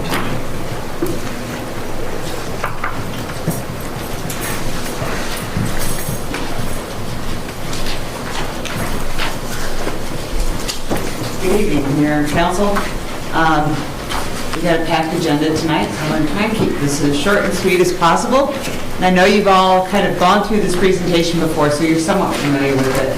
So we'll try and keep it kind of quick and easy, but I'm always happy to answer any questions you have anytime. Give me a call, come into the office, or we can deal with them this evening if you'd like. But in the meantime, I'll just try and get you out of here a little quicker on this presentation tonight. So first off, Scott is going to present he is our audit partner with the audit firm Robinson Farmer Cox, and he'll present to you the audit opinions, which is now a required portion that the outside auditors must do. They must come in and talk to you. They must come in and present this information to you. And it's now required by the auditor of public accounts for the state of Virginia. And then after Scott does that presentation, we'll take a quick look at the revenues and expenditures, where our money came from, where it went, how we did relative to budget, and where we are with respect to our fund balance policy and kind of where we're at the moment. So with that, Mr. Scott.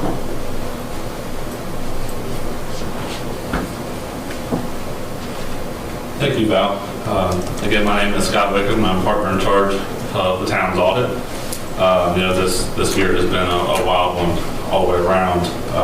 Usually we come in the spring and do some field work, and we were able to work remotely with the staff, so I really appreciate them uploading files for us to work remotely in the spring portion of the audit. Later on, we were able to come on site and wrap up the audit in the fall. Overall, the audit went really well. I'll start with going over the audit opinions in the CAFR itself. Val will go over the details of the numbers, and I'll hang out for any questions that you have at any point throughout that as well. Starting on page 18 of the FIT CAFR is the independent auditor's report. The town received an unmodified opinion, which is a clean opinion, it's a good opinion. That essentially means that we feel the numbers that are within the report are truly accurate. And again, that's on starting on page 18.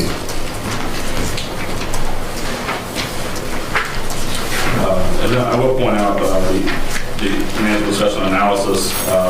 It's a really good summary of the overall report for the citizens to read, but trying to get an understanding. I really do recommend that. The report is rather long and has a lot of detail, but that ending that I prepared by the staff is a great summary. With that, I'll move all the way to the back of the CAFR on page 143, 144. This is the second opinion that we issued. This is the compliance opinion on government auditing standards and requirements issued by the APA, the Audit Public Accounts of the state of Virginia. They issue a long list of items we're required to test, including items within the VRS, items within the Line of Duty Act, items within the Fire Fund, various items that we're required to test. All of that testing came back clean. The town did a very good job on maintaining compliance with all those requirements. That is a good clean report as well. On page 145 is a uniform guidance report. This is the third and final opinion, and this used to be called the A133 opinion. This is the report on federal funds. We are testing this year on the VDOT program, highway planning and construction. It is another clean opinion, a good report, and all the testing came back clean on that as well. If you're curious of what the funds consisted of, if your federal funds this year, that's detailed on 147 and 148. I do know that the COVID funds started to be used a little bit during FY20, but they will be used a lot more during FY21. Kind of in a general summary of the audit report, I feel like the town's in pretty good financial health. Again, Ms. Tweedy will go through that in detail, but I do feel, looking at the town in comparison to other towns throughout Southwest Virginia, I do think the town's in pretty good shape. I believe in the front of your audit report there was a handout. Also, I'll go over quickly. I don't want to hold you too long. But first and foremost, I wanted to include my contact information in that handout. There was a staple package toward the front. If you have questions at any point, feel free to reach out to me. On page 1 of that packet is the management recommendations, and one small thing in our testing with the state compliance, we did see a couple of these conflict of interest forms that might have missed one of the boxes being checked. Just always make sure you're going through those in extreme detail. Sometimes they can be a little bit complicated and confusing. You may think a section is not applicable to you, but go ahead and read through it, and if you're sure that it's not applicable, go ahead and mark NA on it to feel a little more sure that you completed all the sections that are required. We last year had an issue noted here as well about accounting software. The town currently does not have a very integrated accounting system. That's not noted this year because you all have gone down the path of getting that fixed. So I want to note that it still is in practice, but you're working on improving that, so we did not note that again officially. Page 2, 3, and 4 is the letter to town council, goes to governance. It describes several estimates that are in the financial statements, describes the overall actions of the audit, and overall we felt like the audit went really well. The process was great. We sent the planning letter to the staff, and they uploaded files to us and had everything ready when we got here. Overall, the audit went really well. One of the main estimates changed this year. Most of them stayed pretty similar, but I wanted to point that out on page 5 of the packet. The net pension liability, which is a calculation provided by the state actuary, they changed the discount rate from 7% to 6.75%. That's the money they expect to make on the money you send to VRS. They decreased what their expectation was, which increased your liability by about $1.5 million this year. Significant estimate. That calculation is based on estimated retirements and all sorts of calculations that are in that. As you can see in the sensitivity analysis, if they actually earn 1% more than they think they're going to make, it decreases the liability substantially. The amount reported in your financial statements is the $9.2 million there, but you can see how sensitive that is to the change. So I wanted to point that out to you. There's also a group life, line of duty act, similar calculation, but it's not as significant as the net pension liability. So I wanted to point that out to you, that within your debt and in your financials and the CAFR is included this $9.2 million estimate that you're required to include in your financials. Nothing in the town's done wrong. You paid what you've asked to pay, what they've asked you to pay. I do believe that it has led to increase in the rate you all receive from VRS, so you'll pay a higher rate going forward based on the increased liabilities. But nothing the town has done wrong. That's just an allocation you've received. And when you talk about liabilities, in the increasing of liabilities, will you consider the park a liability, obviously? If you all issue the bond, we would include that in the liabilities. Okay. And then the last few pages here give you some detail on upcoming GASBs. The fiduciary funds GASB 84 was planned to be in place for fiscal year 2020, but it was delayed due to COVID. Similar with the leases GASB, also was planned to be in place next year, or the current year actually, fiscal year 21. It was delayed. I do want to recommend the staff work on getting a list of the leases all together. If they don't already have a list of that. The operating leases will be included in the financial statements going forward.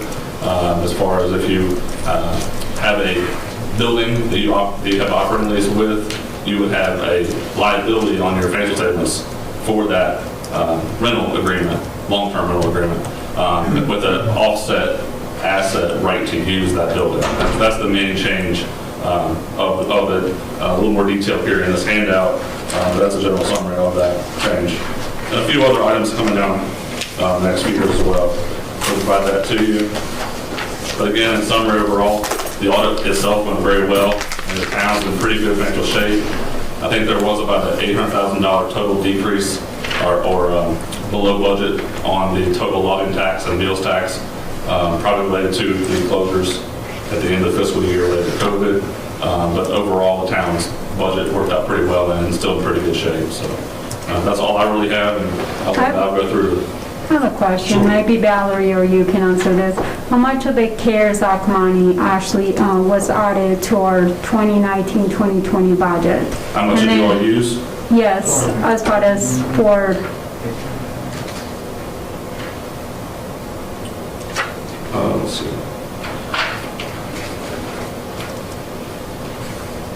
It was about $414,000. That was detailed on page 147 of the cap. And then for the 2020 budget? The 2020 budget? Yes.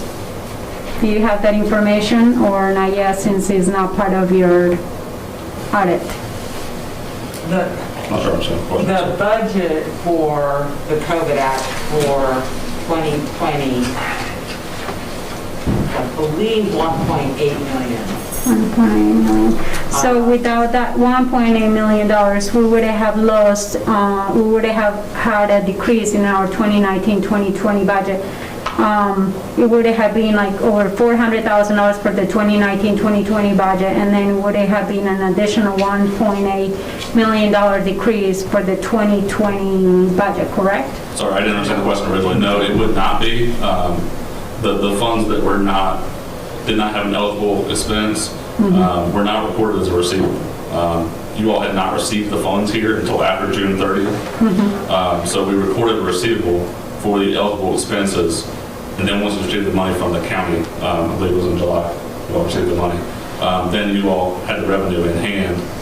We only recorded the revenue as a receivable for eligible expenses of the $415,000 for that year. If you had received it prior to June 30th, the amount that you had not had eligible expenses for would have been an unearned revenue liability. Maybe you can answer this too. So we have a capacity for the town of Christiansburg, because of its population of almost 25,000 people right now, to have, we can have bonds and we can have loans of up to 126 million. Is that correct, Valerie? Yeah, with the schedule. It's ridiculous. Does that include the, okay, so my concern is, you know, we keep talking about other issues with the water, the infrastructure. So if we are able to get loans for a park, I guess it will be correct to say that we can go and get loans and debt for infrastructure. Is that correct? Yes. Okay. The legal debt limit is, The legal debt limit is $227 million roughly. So, which obviously... As of June 30th, you had about $213 million available. And then for the stormwater facility, if we were to update some of the equipment, I think that my understanding will be in the millions. What's, we can always... wastewater treatment plant? Yes. They're working on that preliminary engineering report now. I don't really know what that number is going to be. Okay. But it'll probably be big. I mean, it cost us $20 million to build the plant. So 20 million? 20 some years ago. Okay. So it will be a big number. And then when do you expect that we will have to start spending some of the money to be able to fix the storm, well, not the stormwater, but the sewer? The treatment plant? Yes. It depends on what they come back with, was what's needed when, and how that work would schedule out. So that's another 20 million added to the 7 million. And I have another question too, and maybe both of you can answer this. Why have we started with a $9 million loan for the aquatic center? How come we have paid on it for 10 years. Why is it only going down by 2 million? When we have a second loan for 2 million, but why is the second loan for $2 million not going really down that much, and the $9 million loan is still $7 million? Well, the original loan was 11.5 million. How much? 11.5 million. 11.5 million. And then there was a 2-point-something million in addition to that. So I have to double check that number, but I think it was 11.5, and then we refinanced it and reduced the interest rate. And the new debt was for 9.3 million. But it's less than that now. We don't owe 9.3 million on that debt. At what time did the town get into the second loan agreement, the 2-point-something million loan? Was that at the same time with the $11 million loan, No, or it was was that about a year later. A year later? Mm-hmm. Okay. And the new loan, the new loan was issued in 2015. 2015, so just 5 years ago? And so what you're saying is that it had to be refinanced. Was it because the interest rates were lowered, or? It didn't have to be refinanced, but we were paying like 4.5 almost. It was a variable rate on the loan, and the lowest rate at that point in time we were paying was like 4.25%, I believe, and it was scheduled to go up. And that was during the recessionary period where the interest rates came way, way down. So on that loan now, we're paying 2.1%. Okay. Do you foresee us having to go into another refinancing to make sure that it goes lower? No? Well, I don't think they're going to get a whole lot lower enough to justify the cost of a refinancing. Okay. And we have some loans that are down as low as 1.62%. So, Okay. And we still have a loan for the Truman Wilson property, right, as far as the land goes? there was a portion of that was borrowed as a general note, yeah. So that was like $2 million right now, right? Well, it was in combination with some other things. Okay, but it's still a large portion of it was in part for renovations at PD. There was a couple other pieces of land, so it wasn't all for the Truman Wilson property. Mm-hmm. But the land, when we first purchased it, was at least $2 million, correct? Yes. Okay. And then, since you're the audit person for the town or whatever, can you tell me, is it, in your opinion, personal opinion, do you think is it the right decision for the town of Christiansburg to go into $18+ million expenditure during a pandemic right now? Not knowing what the future brings? Unfortunately, as an auditor, I think that falls more into a management role, and I can't really step in those shoes. As far as where you stood, June 30th, I thought the town was in pretty good financial shape. Obviously, I haven't seen the records since then. I haven't seen the current records. I don't know the impact of the pandemic, but I do know that when we did the audit as of June 30th, the town was in pretty good financial condition. Okay. All right. You do audits for other towns, I take it too? And counties, absolutely. Yeah, and we're about on the same line? Yes, I think that you're in better shape than some, so I think you're in pretty good shape. Please close the mic, Just, and then one more question. If we got the, if we're able to, with the board to council and everything, obviously, if we're able to get into a loan for a park of this expense, there is no question on your mind that we can also do the same to fix our infrastructure without having to have increases, correct? Like I said, I'm not sure of all the impending projects. You mentioned the wastewater project, and that's something that... I guess my question is, we can always get into that for our infrastructure, is that correct? You have seen it in other towns, right? Yes, you have plenty of room in your debt limit. Not that that's always a great option to do that, but yes, that is a available option. Okay, thank you. Thank you. Okay. So we're going to try and fly now. Oh, I haven't spread a wing for a while in spite of my last name.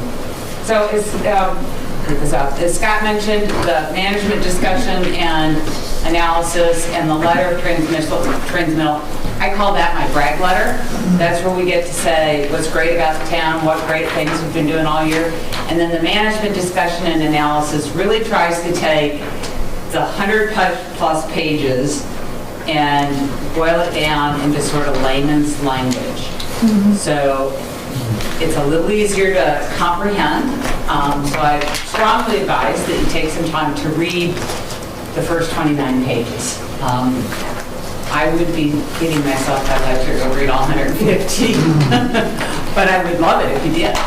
So anyway, I just wanted to point out there is a difference between the government-wide financial statements. They have a broader scope, they're full accrual basis, they bring in all the pension liabilities and all of that stuff.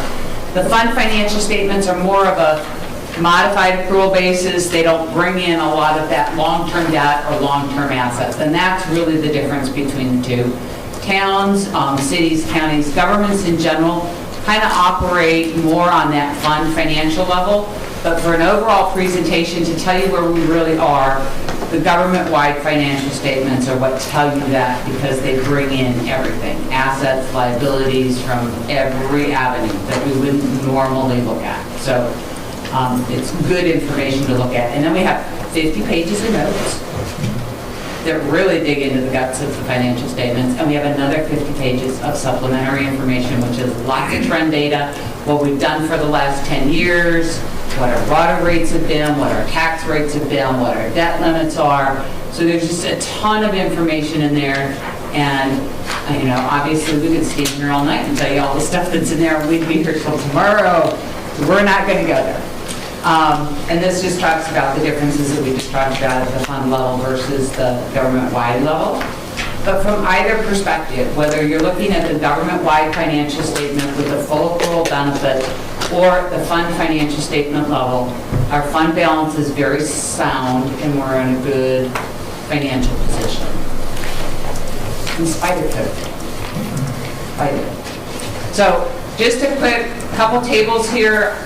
You've got the handouts, so you can take some time to go through them. We will post this up on site, so I'm not going to take the time to go through these one by one. As you can see, though, the two areas that fell hardest were the general fund, which we really kind of expected because that was the 3 months of practically zero meals tax and very limited lodging tax. And then stormwater, as we're kind of ramping down some of our development, the big stormwater fees and maintenance fees we didn't receive in 2020. So that number came way down. Other than that, I mean, we pretty much held our own. The big special revenue capital projects monies was the Franklin Cambria Street project that really kind of pumped those numbers up. And on the, whoa, baby got a little budgie today. Okay, on the expenditure side, you can kind of see general fund went up $1.3 million. General fund projects, again, the Cambria project, but everything else was kind of on an even, Steven level, not too radical a change. Can you show me the aquatic center really quick? Where is that on? I didn't break it down in here for the aquatic center. Oh, okay. Okay. On budget to actual, general fund revenues, budget was more than what we brought in on the revenue side, but it was expected because that was, we were looking for the reduction in the meals tax, which we didn't actually adjust the budget for. So that's the only number that looks a little skewed. Every other area we did actual revenues better than budgeted, and expenditures we spent less than we budgeted, in part because we cut a lot of expenditures coming into the end of the fiscal year. So, and these are just, several graphics that kind of show you that, the budget to actual with revenues and expenditures. Let you see that we kind of did better than we expected, and especially in spite of the pandemic. Here's where all our money comes from. 3% came from stormwater, 8% property taxes, 4% sales tax, 14% meals tax, 3% lodging, 5% business. 50% of our revenue comes from water and sewer fees and intergovernmental. Intergovernmental revenues are things like law enforcement funds, highway safety funds, communications tax, consumption tax, all these revenues that come down from the state to us, and all of the grants. So the North Franklin Street project, all of that, those are funds that come to us from other governments, hence the term intergovernmental. So that made up 28% of our budget. You know what, Valerie, I'm sorry, I'm so lost in here because I don't see no page numbers on this. So can you please go back up to where the water and sewer graphics are? I think it's 2 pages back. One more. Okay, so the actual budget shows right here the enterprises water and sewer revenues were of $11,775,306. And then the enterprise water and sewer expenditures were almost $9.5 million. Where is the rest of the money that was made up, and why, even though we were during a pandemic still with people not paying some of the bills and stuff, where is the additional money? Where did it go? The money that we didn't expend. So we made money, but where is the money out? Did it go under the general funds? Spend over and above. That's Yes. sitting in the enterprise fund, and it's some of the money that we have dedicated to capital projects in this upcoming budget year. And when you talk about capital projects, will the park be one of those? No, not from water sewer fund. Okay. Thank you. Okay. Expenditure-wise, where's our expenditures? 23% capital outlay, 19% in water and sewer, 22% in police, fire, rescue, and building. Those are our public safety funds, and 12% public works. Parks, recreation, and aquatics is about 8% of our budget presently. Community development programs are 6%, and administrative costs are about 7%. Our current debt is about 2% of our budget.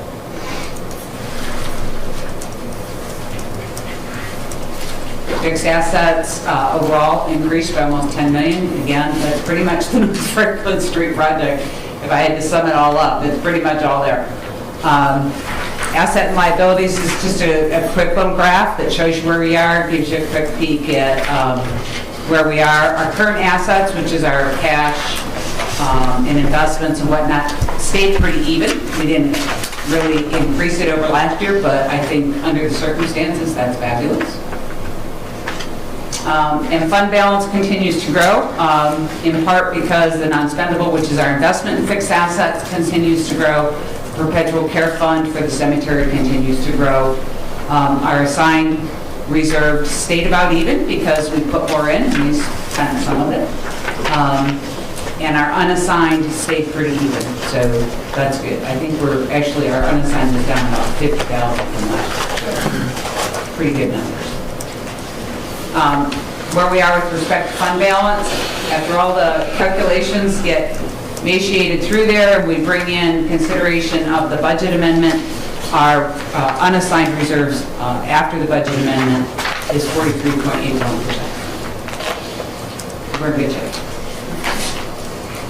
So overall, we did well. I just want to give you a quick update on meals and lodging for the first 4 months of this year. They're down 10%, which is pretty remarkable. There is still only 10% now. What about lodging? Lodging is down 58%, which is huge. Our revenue will be less than half of prior years if things don't change with respect to lodging tax, which is about $850,000, I think, off the top of my head.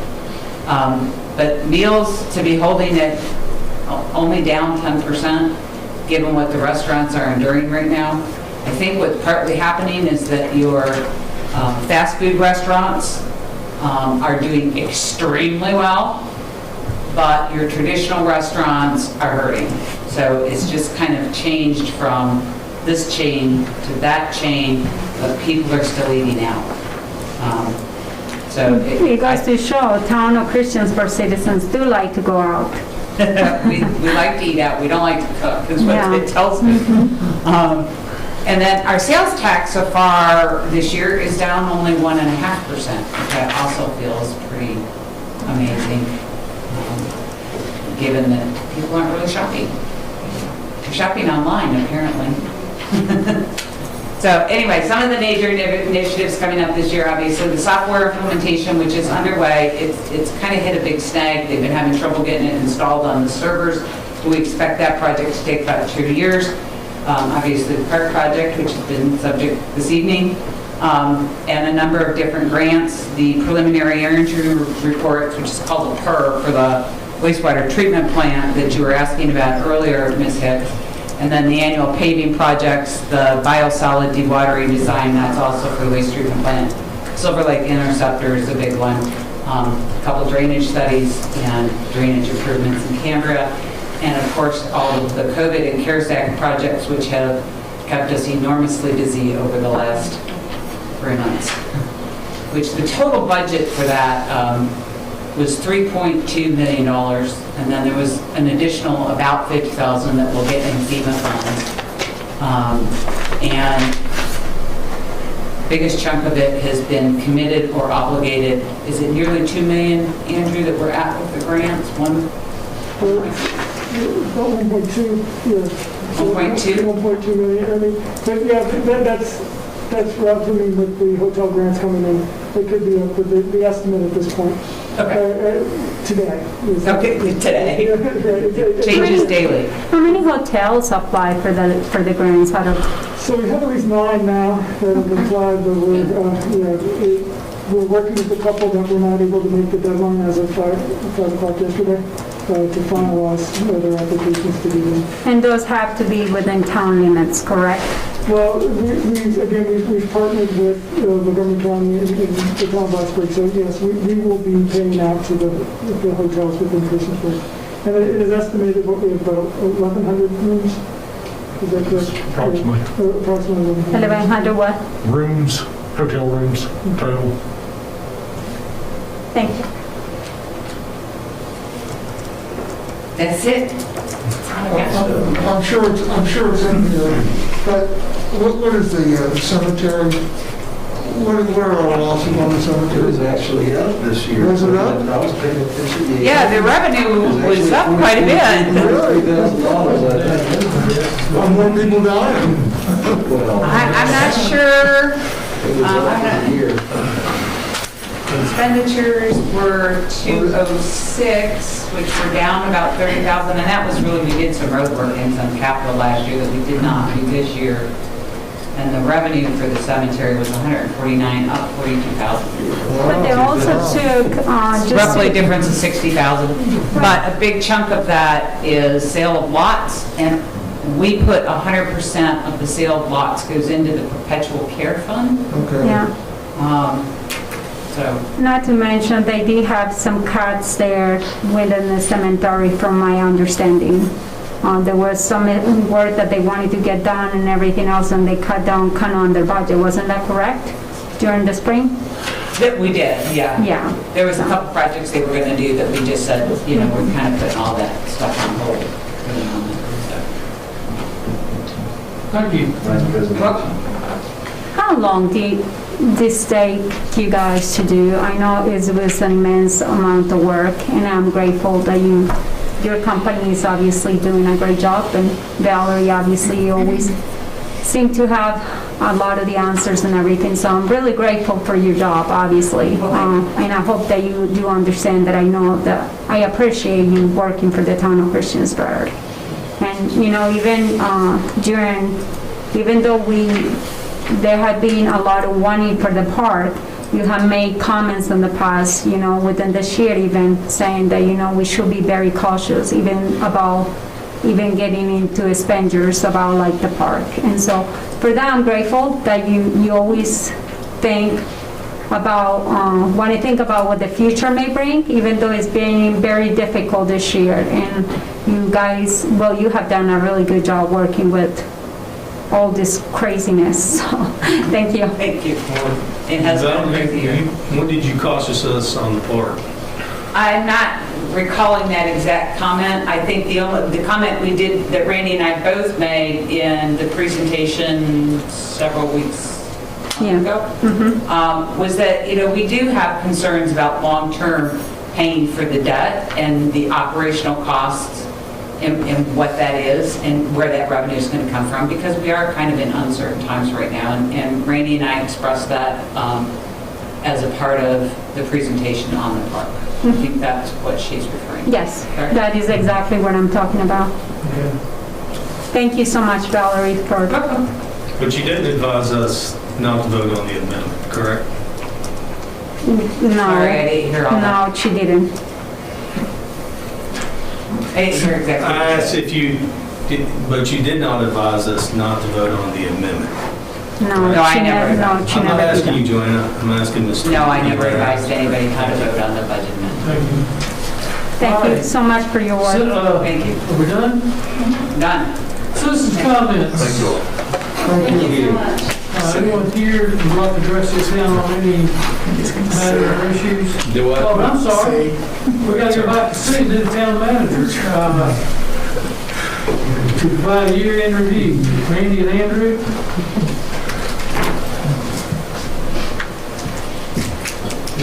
Just a little year-end presentation.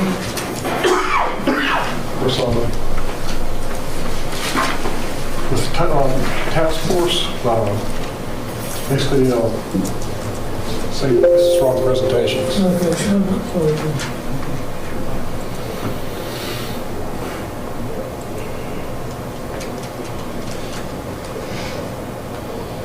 It's under council town council presentations.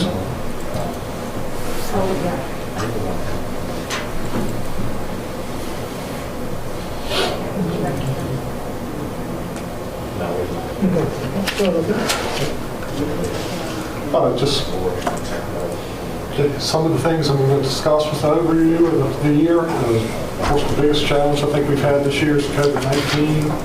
Had a discussion of the proposed park, some of the capital projects that were underway and upcoming, economic development updates, the fiscal year 2021 budget amendment, CARES Act support, and town staff recognition. Andrew's going to participate with this, so I'll take over here halfway through. With COVID-19, of course, we had a declaration of local emergency March 17th. It impacted town operations. We had to do additional cleaning and sanitizing of our facilities. We had a temporary closure of some town facilities, March and April periods, and we also had, some temporary closures in response to a few positive cases. And we've had changes to personnel policies in regards to COVID-19. Obviously, major impact on local businesses and the town budget, and you saw some of that with Val's presentation. The CARES Act funding the town response, such as staffing for the Muir Valley Health District testing site, test kits, town's funded emergency assistance providers with additional funding, and the town's worked with the town of Blacksburg and Montgomery County to establish 4 grants for this purpose in basically response. Those were grants work with small businesses, nonprofits, child care facilities, and restaurants to expand dining facilities. And we have one additional grant that's out now, the hotels grant. Other challenges that we've had, of course, you're aware, staffing concerns we've had with public works. Normally we're at 106 full-time. Although the past several years we've been 20 or 30 down often. The budget amendment to increase the town should help increase the town's competitive edge in this regard, so we're very appreciative of that. In regards to our emergency responders, we've addressed the VRS multiplier, putting the town on equal footing with surrounding jurisdictions. Broadband's been another concern. It's been a concern for businesses and residents for many years. COVID-19, I think, underscores the importance of reliable internet service with schools staying home, Zoom meetings, everything else. So it's just more needed now more than ever. We continue to study strategies to assist providing coverage. And of course, Comcast is expanding right now to provide fiber service throughout town. Proposed park, the November 10th meeting, council had included the park in the budget amendment. Of course, earlier tonight we had the public hearing on the debt issuance. Park estimate to be just under 18 million, and that includes basically our agreement with MVP for our own Asia representative for the park. Some of the design elements of the park, of course you already know, but 4 multi-purpose fields, all accessible playground, splash pad, community building, large and small dog parks, walking trails, the iconic pavilion and gazebos, maintenance buildings, and parking. Future potential elements be the amphitheater, beach volleyball courts, pickleball courts, Huckleberry trailhead, and additional parking. One second, Randy, can you please go back to that one? That one is not under the current $18 million, correct? That's correct. That's not funded with the current proposal with FOP. And what was the expected amount of what this is going to cost? It would be additional several million dollars, but I think right now that this is basically shelved until... I understand, but I know it was part of the presentation before. Do you remember what the number was? 10 million, 20 million? I think total for the park was about 30 million with the full construction of the connector route through the property. And that's grading of the lots, basically full development. Thank you. Capital projects, of course, we have the North Franklin Street, Cambria Street intersection project completed this fall. That was $8.5 million project approximately. Obviously, the town only contributed about $13,000 to that because it was through the smart scale process. Competitive process, but largely beat out money. Included modifications to the signal, obviously, access management, basically entrance closures, pedestrian enhancements, turn lanes, sidewalks, bike lanes, street lighting, and signalized crosswalks. I was going to say that was a very positive project that was done this year, and I'm grateful for that. So have we heard a lot of good comments about this year? I think it's been generally positive. Okay, good. Thank you. And I think the construction actually went pretty well despite the scale of the project. Another capital project, wayfinding signage that you've seen around town. I think they look pretty sharp. Basically gateway and wayfinding signage, feature Huckleberry design in the design. CARES Act funding for the LED signage. Let's go ahead and move on to that. This was funded through CARES Act. The LED signage here at Town Hall, the Recreation Center, and Fire Department and Rescue Squad. Additional capital projects, trail extension. We've worked to extend Huckleberry Trail Phase 3 down to high school property, across the basic Independence Boulevard, down to Oak Tree. And of course the Depot Trail pedestrian bridge that we recently opened. Future project, extension of the Cambria Trail. The marketplace, that was on last year's budget, right? It was, although I do have a slide about it. Okay, good. Extension of the trail, basically a 10-foot wide trail to extend from the Aquatic Center down to the Cambria Square. And then there's a future second phase plan for that to extend from Depot Street to Running Street. Economic development, of course, the marketplace is under redevelopment. They've invested about $53 million to renovate the marketplace. Stores that have opened include Chipotle and Orange Theory Fitness. Still to come, Earth Fair, Mission Barbecue, Starbucks, Andrews Italian, and many more. Just to give you a time frame, I think Mission Barbecue is supposed to take possession of their building in January and open in March. And Earth Fair, I believe, is supposed to open in May. Proposed development has been approved. Economic development benefits will be the mixed development on Peppers Ferry for the Clifton Town Center. It's, of course, residential in nature, but also a fairly strong commercial component to it. Of course, wing service started in fall of last year. It's continued through this year. They were recognized with their wing. The first drone from the drone delivery was put in the Smithsonian. A lot of national attention for us in regards to the program. And Wing recently announced that they'll be staying for the preceding year because they have approval through new federal program. Passenger rail, we continue to work towards that. Partners help facilitate, working to facilitate the return. We do have a consultant who is lobbying, or basically working lobbying efforts. The town's purchased 8 acres for expansion, and the department around public transportation has funded a $350,000 study that I believe should be completed next year to basically study the return.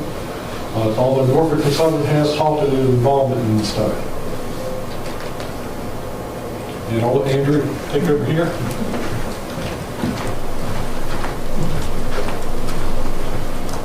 As council is aware, we have completed the Christiansburg placemaking plan that was done through grant funding through the Appalachian Regional Commission planning grant, a matching grant. We studied 3 areas, downtown, midtown, and Cambria. The plan included a lot of public input, survey responses, stakeholder events, responses from community events when we were out and about in past years. And so it was completed this year. What it's going to do for us is it kind of gives us a good roadmap for these 3 areas. It feeds into the comprehensive plan. The efforts that are going to happen by the Planning Commission starting this spring that council has agreed to say, yes, Planning Commission, go ahead and let's go ahead and amend our comprehensive plan.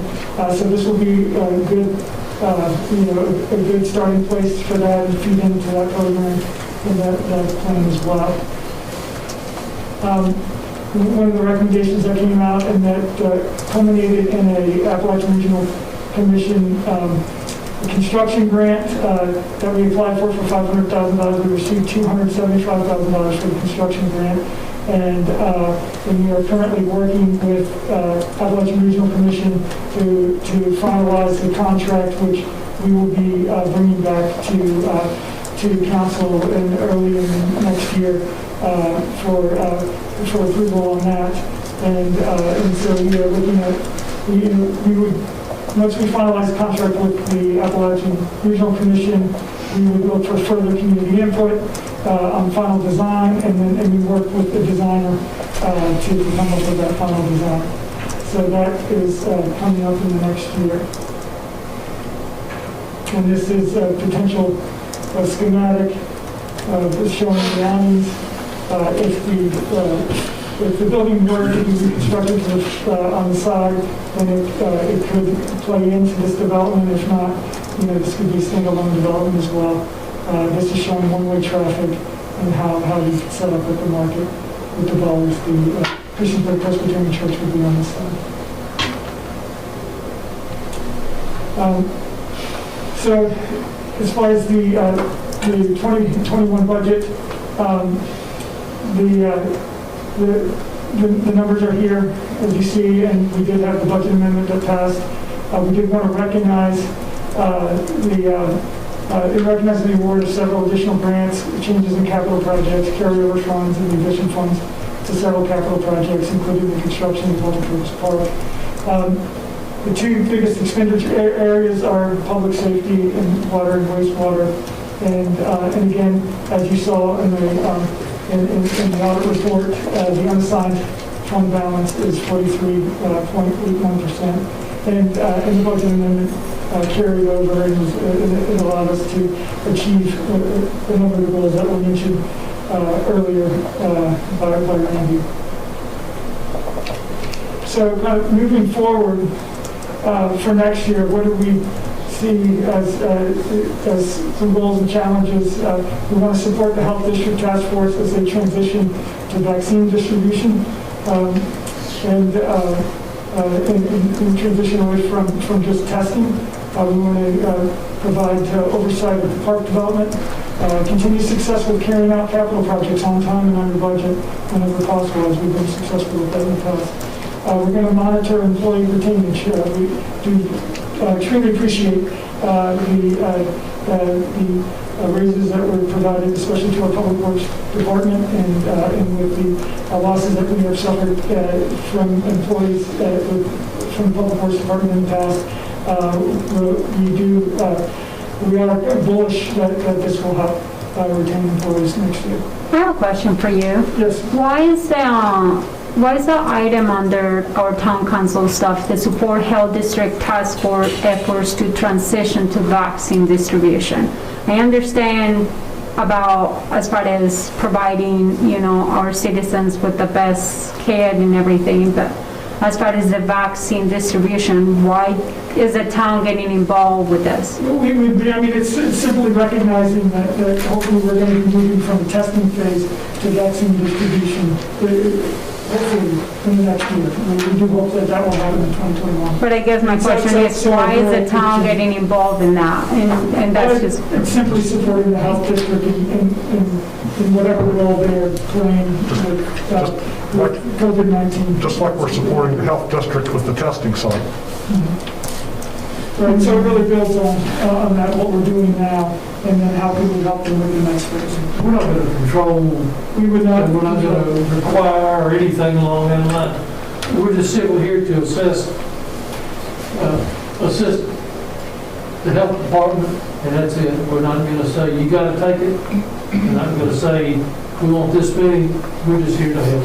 Okay, I just want to make sure. Absolutely. That was just intended to support the health district task force as they've been integral in the last year. Identifying issues with COVID and how to protect our citizens. How do we help them in the next phase? And that's all that was intended to state. And then the last line is simply help our community cope with and recover from the pandemic. And this is our small business community. These are our citizens, residents, our schools.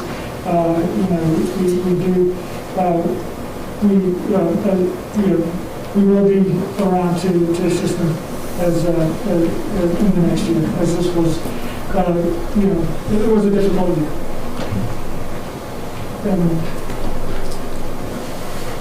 as far as CARES Act grant programs and some of the response that we've had, these are estimates. Our small business recovery grant, this is fairly accurate because that was our first program, and we did, and most of the grants are already out for that program. Nonprofit recovery grant program was about $260,000. Child care recovery grant, we're estimating about $205,000, but we're still finalizing those numbers. The dining expansion grant, which is a smaller number of restaurants, but it's estimated a little over $100,000. And then the hotel recovery grant is estimated at $290,000. So at this point, the estimated total is 1.2, but that will be higher at the end of the day when we come back to you with final numbers next year, early next year.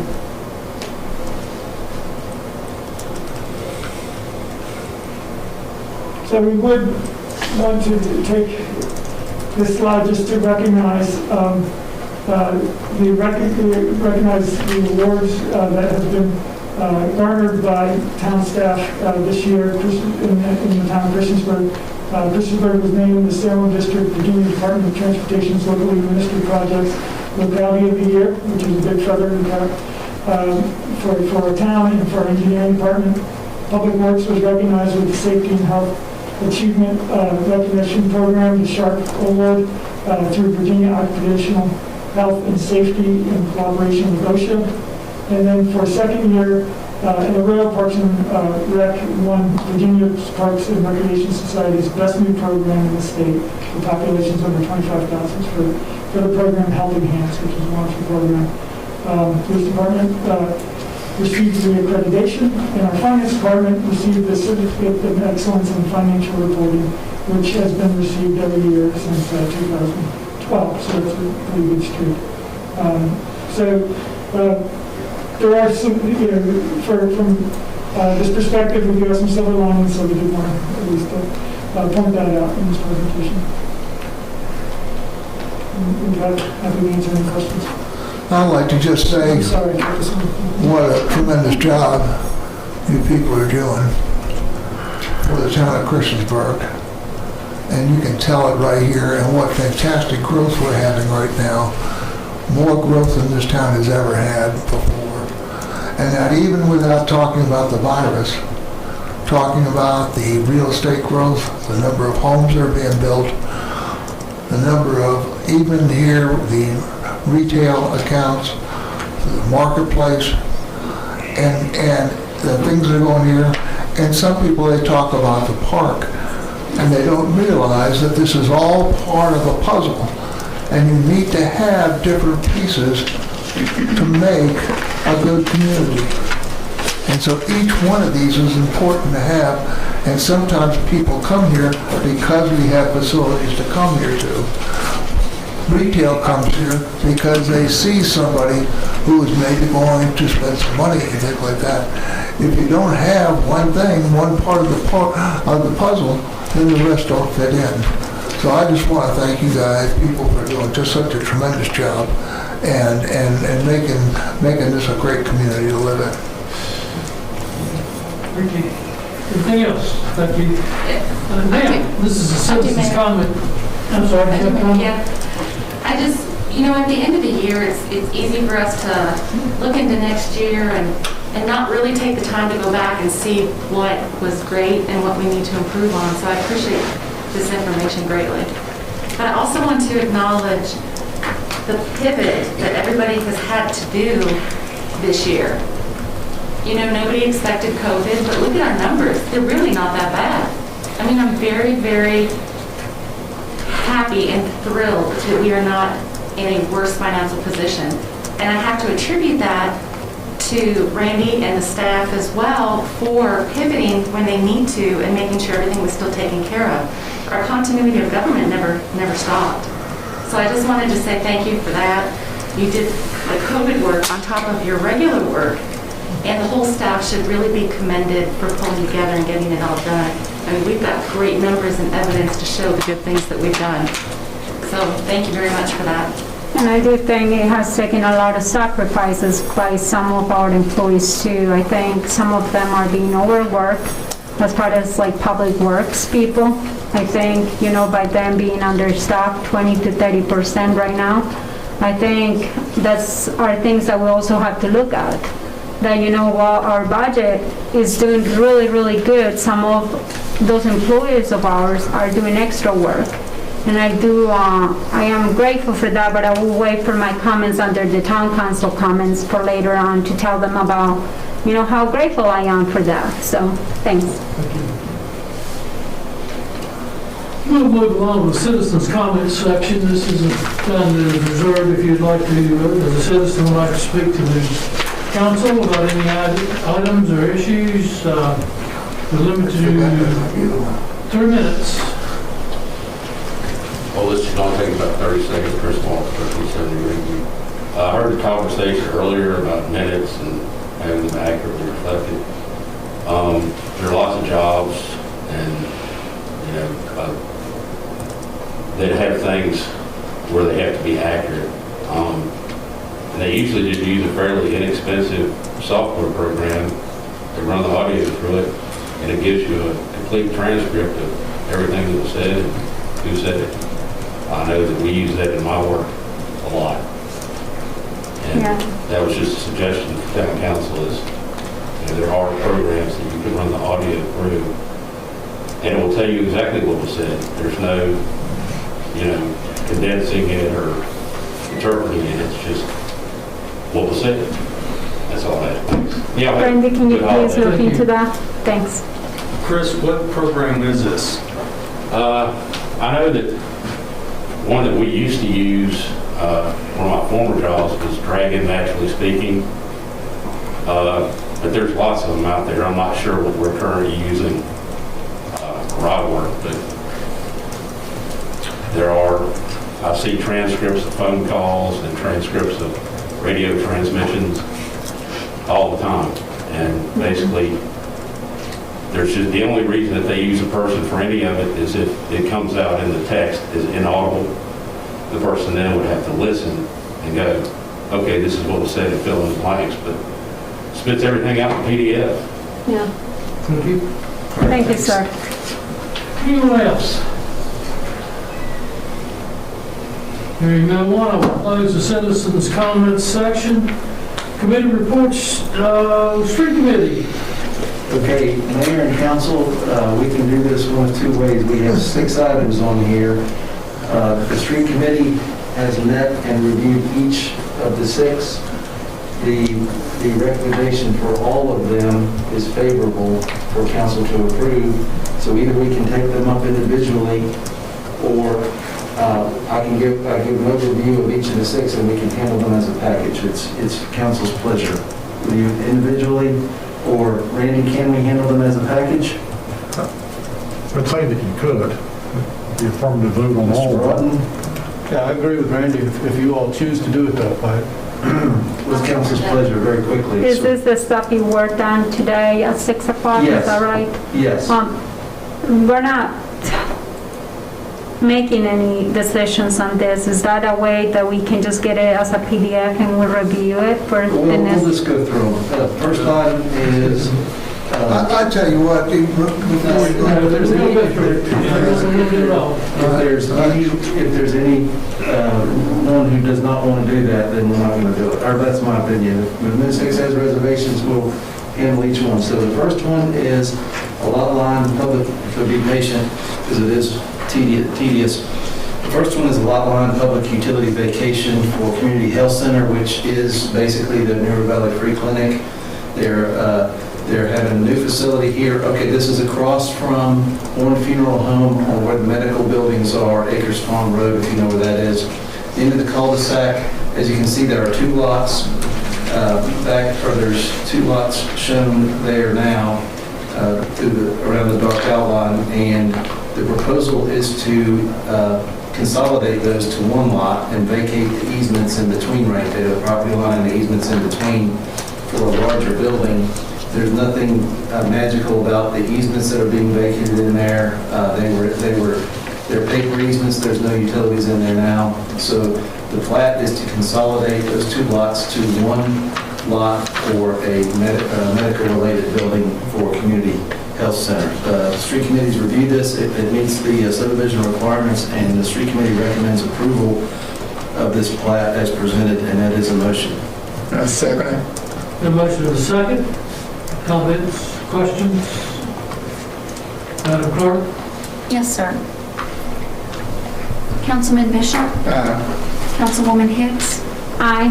Councilman Hubbard? Aye. Councilwoman Sacks? Aye. Councilman Showalter? Aye. Councilman Stipes? Aye. That is 6-0. Okay, the second one is a subdivision plat for the NRD Marketplace. If you're keeping tally, it's actually the 13th subdivision, I think, Mr. Winfield. This 13th, it's part of a normal development process as development unfolds, and you have tenants and parcels carved out and sold. So the parcel of interest that you see the request for is for the present piece of land where Harbor Freight is right there. That is actually the shape of the parcel. It follows the road, the internal road network. Let's see if there's any other highlights to that. It also includes dedicated private and public utility access and utility easements. That's basically, I think, Randy, for the sidewalk as well, probably the sidewalk. There's the actual parcel plat, and I think those are the highlights, but basically this is the same action we've taken on a number of other parcels internal there as a developer rolls out his development. And Such a weird shape. so the street committee recommends approval, and that is a motion. Second. Motion is second.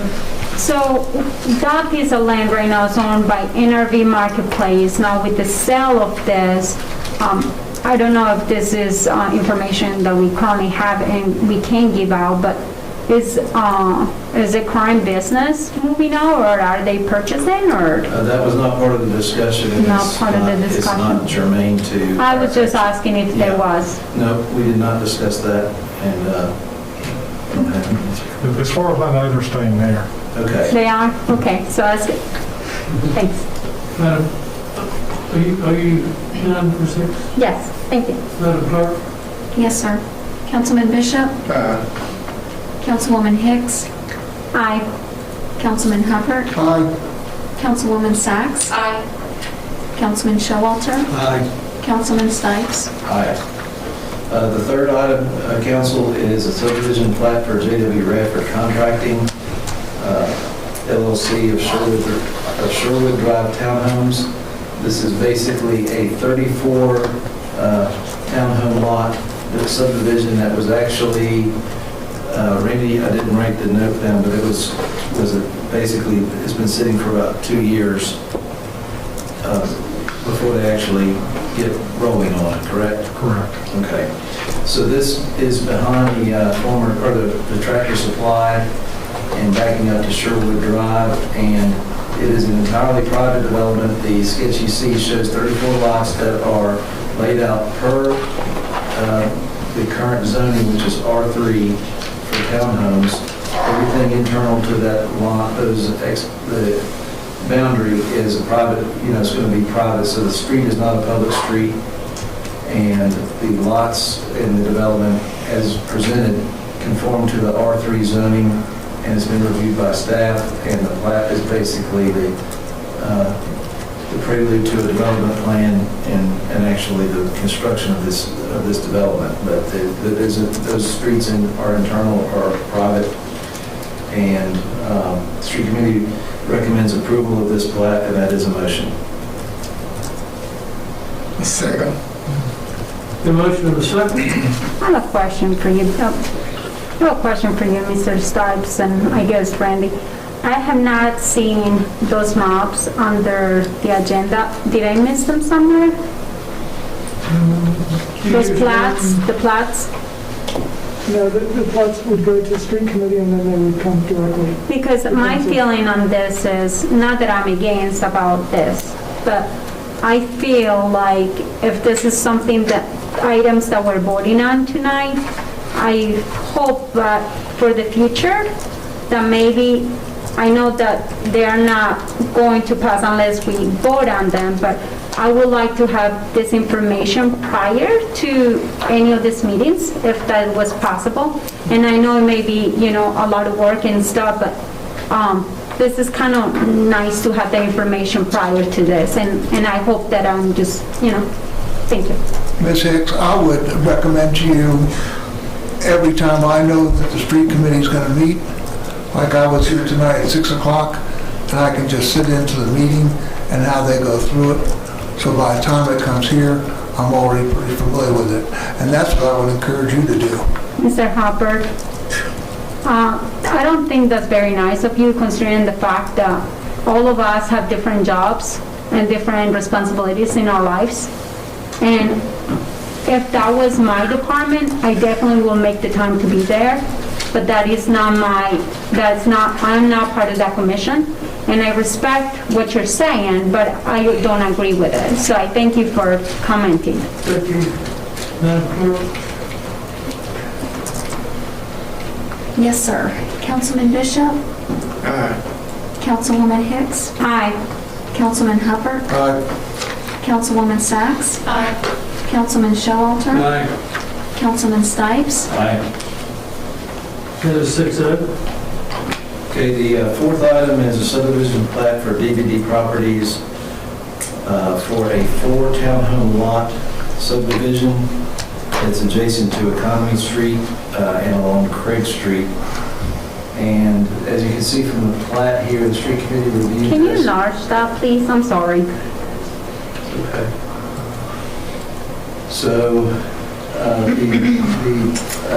the zoning on the property is R3, and as you can see, the present lot lines that are to be vacated are actually running up and down through their what we call a paper parcel. They're lines on the paper. There's no development on the property right now, just old parcel lines. And the proposal is to reconfigure all those little lots that are going vertically, as you see, to go perpendicular to Craig Street and adjacent to Economy Street on the right side of the graphic, and create 4 townhome lots that do conform to our R3. It's a by right development, what we call a by right development. So the development is appropriate for the zoning, and the plat, as you see here, is what we're acting on tonight. And I think that's basically it. So it's basically reconfiguring the paper parcels to go and make them more developable as townhomes. So street committee reviewed that, and the staff gave no reason not to approve the plats as presented, and they have been reviewed. I think also, I failed to mention on both sides of the property, there is right-of-way being donated as part of this too, as we develop properties. We're getting, I call it elbow room, but it's basically right-of-ways for a future 50-foot street or 50-foot right-of-way in there. So there is some donated right-of-way as part of that as well. So that recommendation from the street committee is also a motion. Good motion? Second. Can I please have a satellite picture of where the location is at? It's immediately behind Wade's grocery store. Is by It's Wade's behind Wade's grocery behind store. it? Okay. Madam Clerk? Yes, sir. Councilman Bishop? Councilwoman Hicks? Aye. Councilman Hubbard? Aye. Councilwoman Sacks? Aye. Councilman Showalter? Aye. Councilman Stipes? Aye. 6-0. Okay, item 5 is a subdivision plat for F&B land, which is Kensington, Phase 10, showing lots 1 through 56 in a common area lot on an 8.376 acre portion. And this is, as it says, Phase 10 of Kensington. Everything you're seeing here is consistent with the, is it a PRD? Andrew, help me out here.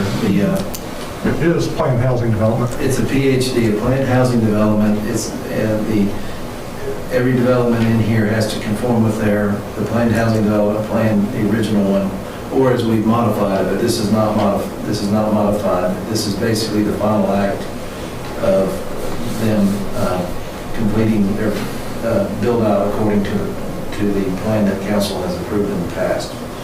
So what you see here is 32 townhome lots and 24 single-family lots, and 1 open space lot, for a total of 57 lots. And the configuration, as you see, the single-family detached lots are outside, and inside is the townhomes. Is that empty space, is that for future road entrance? There's actually, Yes. that's off of Aldwich right there? So, there's Aldwich is Aldwich right there. right There's Aldwich, here yeah. towards the top of the screen. And I'm sorry, it is a little, the two halves, the two pages that I'm showing, connect together to create a full circle. So the road is actually a full circle. It'll be called Holland Loop, and Aldwich is here, that comes down from Diana Drive.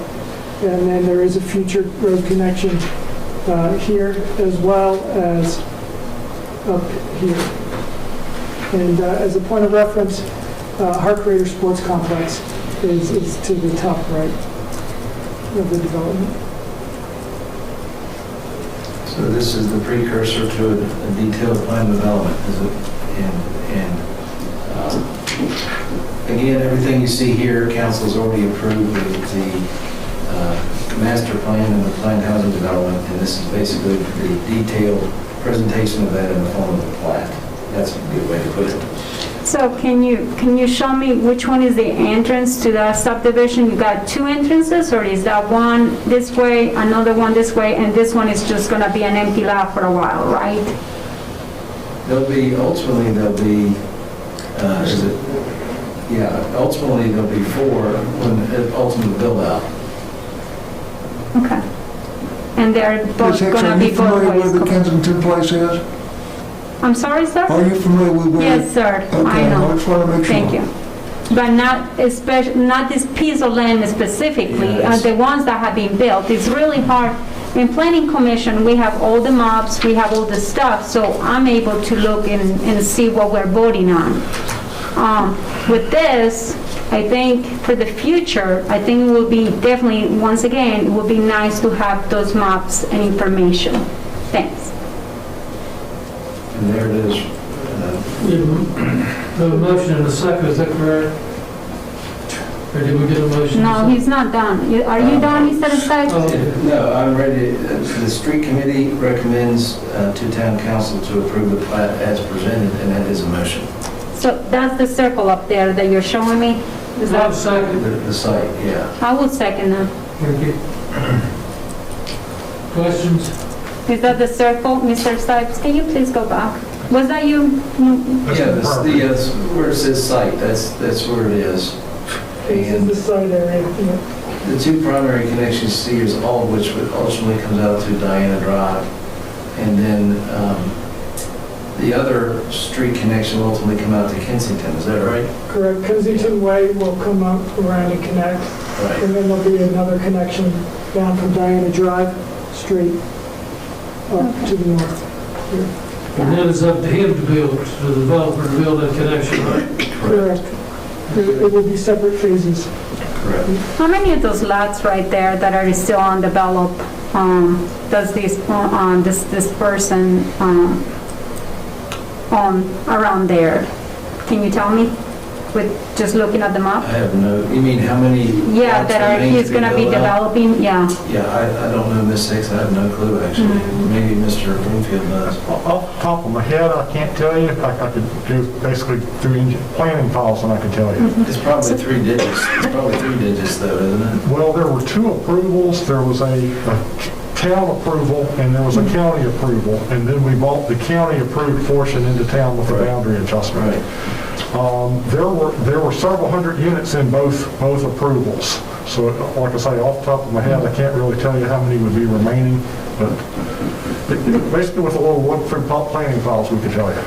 So do you think that for the comprehensive plan, do you think that all those roads will eventually connect to the other side? Is that something that is a possibility? The 2 connections that they show is stub outs they plan on building as future phases. Okay, thank you. And this is a Fralin property, correct? That's correct. F&B land is some representation of Fralin, yeah. I believe so. Thank you. Any other questions? Madam Clerk? Yes, sir. Councilman Bishop? Councilwoman Hicks? Aye. Councilman Hupper? Aye. Councilwoman Sacks? Aye. Councilman Showalter? Aye. Councilman Stipes? Aye. And finally, the item F is a subdivision plat for Rocco Capozzi Trust.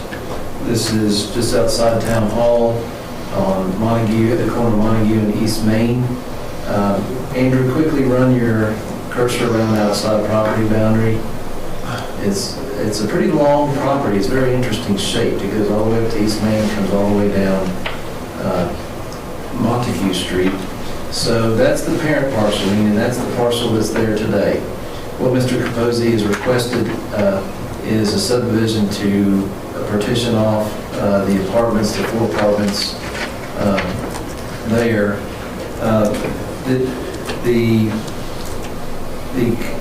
Mr. Capozzi received a variance on January 3rd, 2019 because what he's requesting does not meet the town ordinance. Certain setbacks, certain aspects of the subdivision do not meet our ordinance, and he sought relief from the Board of Zoning Appeals, and it was granted on January 3rd, 2019. So what you see here is the plat that shows the subdivision of that last segment of where the 4 apartments are there. So again, the street committee recommends approval of this based on the staff's recommendations and the explanation that although it does not meet our subdivision ordinance, that Mr. Capozzi did receive relief from the BZA for this. So that recommendation of the street committee is also in motion. Can you explain that to me with another kind of language? The piece that you just showed me, that's the one that you... Are you seconding? Yeah, I can second that. Can you tell me, is that the one that you're asking to separate from the other piece of land, right? The one where the apartments are? Pardon me, I think some shoes off, but I should have So here's what's out there today, all the way around here. Okay. What Mr. Capozzi and what we're acting on tonight is the subdivision of this portion of this overall parcel. Okay. And these are the apartments, and what's over there again? Evergreen House. Evergreen, and guest cottages. Evergreen House is his house. Oh, okay. Yeah, so, and the reason he went to the Board of Zoning Appeals is because some of the aspects of the certain setbacks and so forth don't conform to our ordinance. And Andrew, correct me, is there anything else? Those are the biggies though, right? Setbacks and Setbacks and density. density, yes. Okay. Does that help? Thank you, sir, for explaining Any that. other questions, comments? Madam Clerk? Yes, sir. Councilman Bishop? Aye. Councilwoman Hicks? Aye. Councilman Hubbard? Aye. Councilwoman Sacks? Aye. Councilman Showalter? Aye. Councilman Stipes? Aye, and that is it, Mayor. Thank you for your patience, Council. Under discussion and action, Mayor and Council, the first is to certification of our fire officers.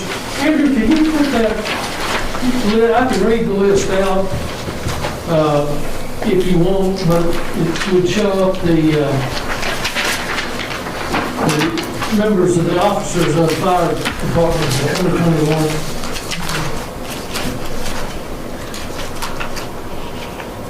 It was in the stuff, it was in the agenda packet. It was on the agenda packet. No, There it is. it's right there.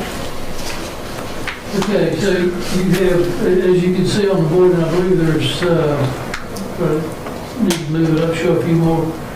There's the, everyone from the assistant chief down to the engineers.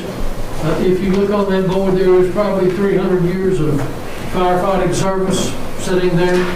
They are elected each year by their fellow fire department members. So I would ask a motion to reappoint. I will second that. You got a motion? Second, right? Yes. All right, so, Madam Clerk? Yes, sir. Councilman Bishop? Aye. Councilwoman Hicks? Aye. Councilman Hubbard? Aye. Councilwoman Sacks? Aye, with a big thank you for their service. Councilman Showalter? Aye. Councilman Stipes?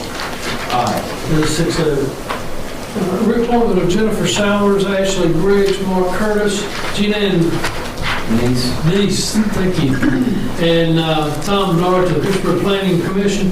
Terms from January 1st, 2021 through December 31st, 2024.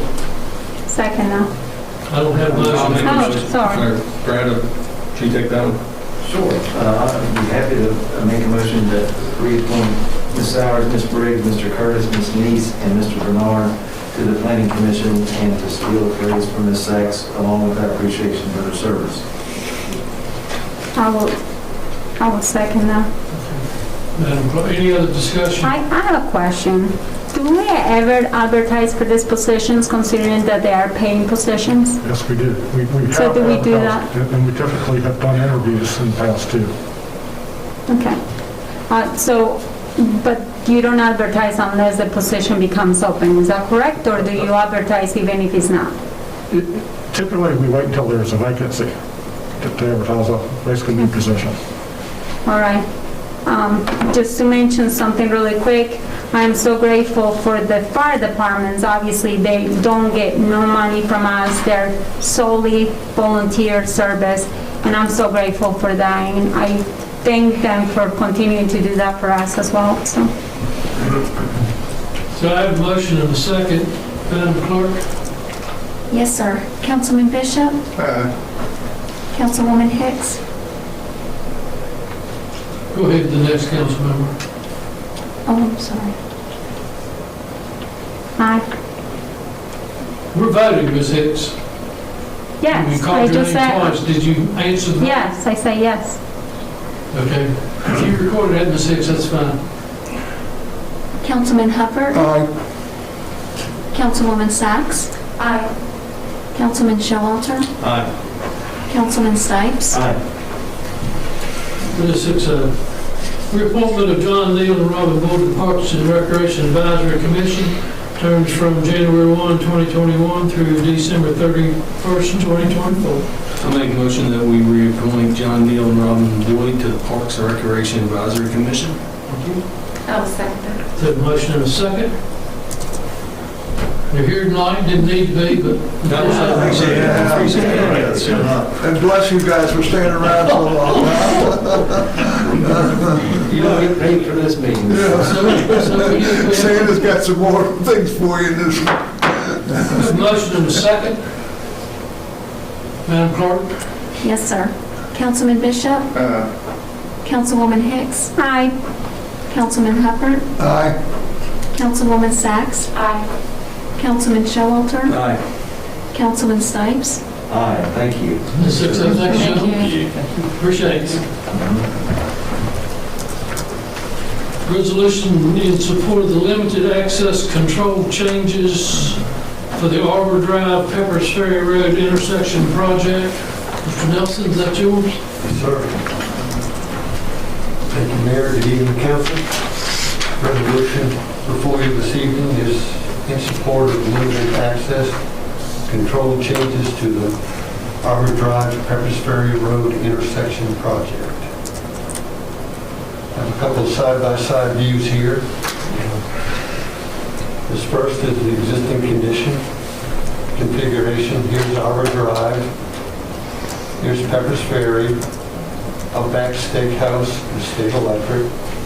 Currently, we have one lane at the signal exit Arbor Drive. Our project will expand the road to the east, thus allowing 2 lanes. This inside lane will be a straight through left. The right lane will be right turn only. We have sidewalk proposed that will tie into the existing sidewalk on Arbor Drive. But because of meeting ADA standards, we had to get creative with the sidewalk alignment. So this is a blow-up of the intersection. The red line is our existing town right-of-way. The blue heavy line here is the limited access line that VDOT controls for the bypass. This green hatched area is that same line extended where it ties into the existing right-of-way. And this is the proposed right-of-way that will be required of the project. Therefore, we need to pull this limited access line back to this point in order to construct our project outside of limited access.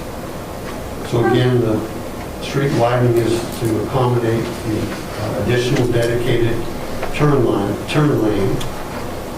The limited access control change process is a multi-step process that ends with the Commonwealth Transportation Board approval. And this resolution is a part of that process to request this change to the limited access. I have a question for you.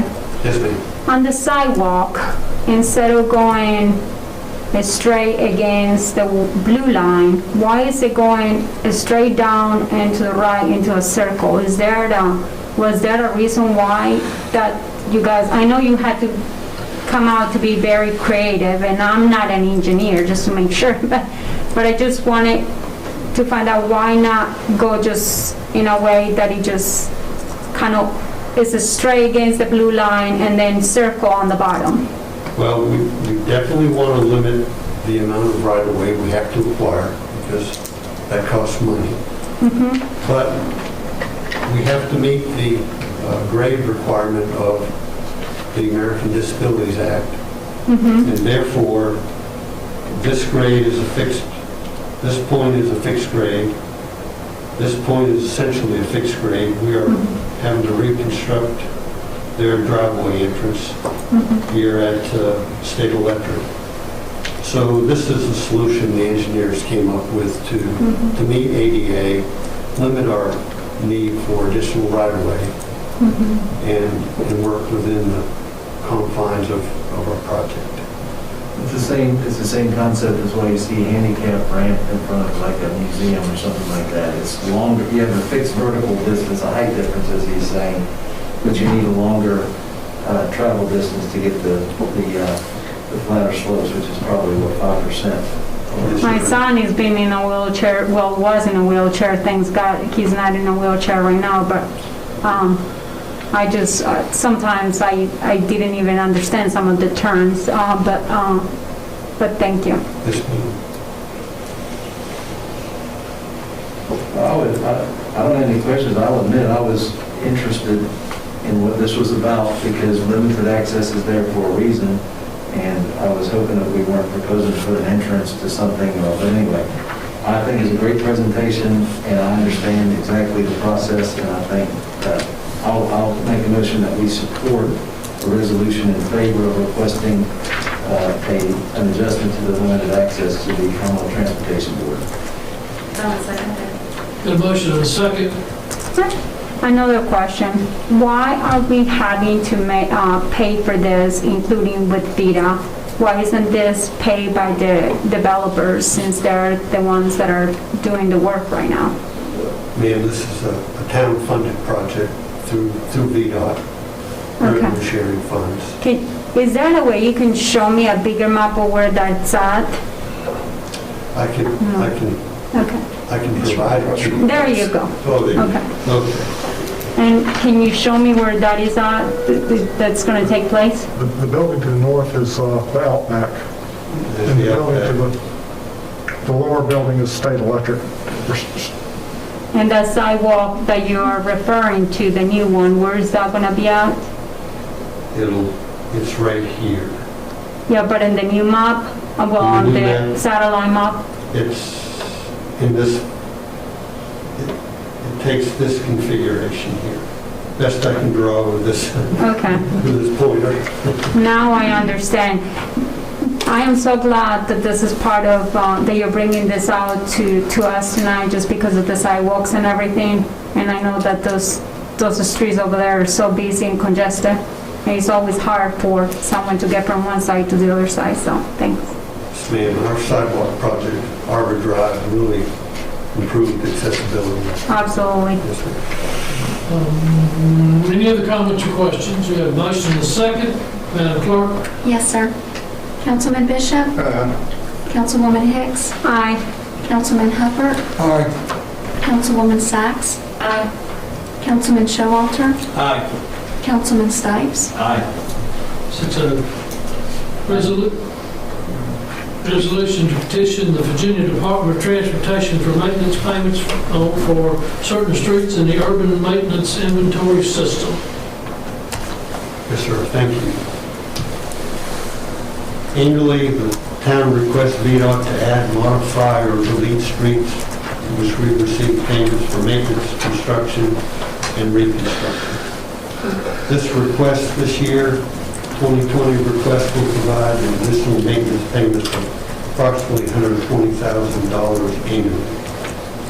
And the request requires council resolution to petition the Virginia Department of Transportation for maintenance payments. In your packet, there were a number of sketches, 45, I believe, but an example of what we do through private development. Roads are built to our standards. We inspect and accept them. And then we turn those streets into VDOT for maintenance payments.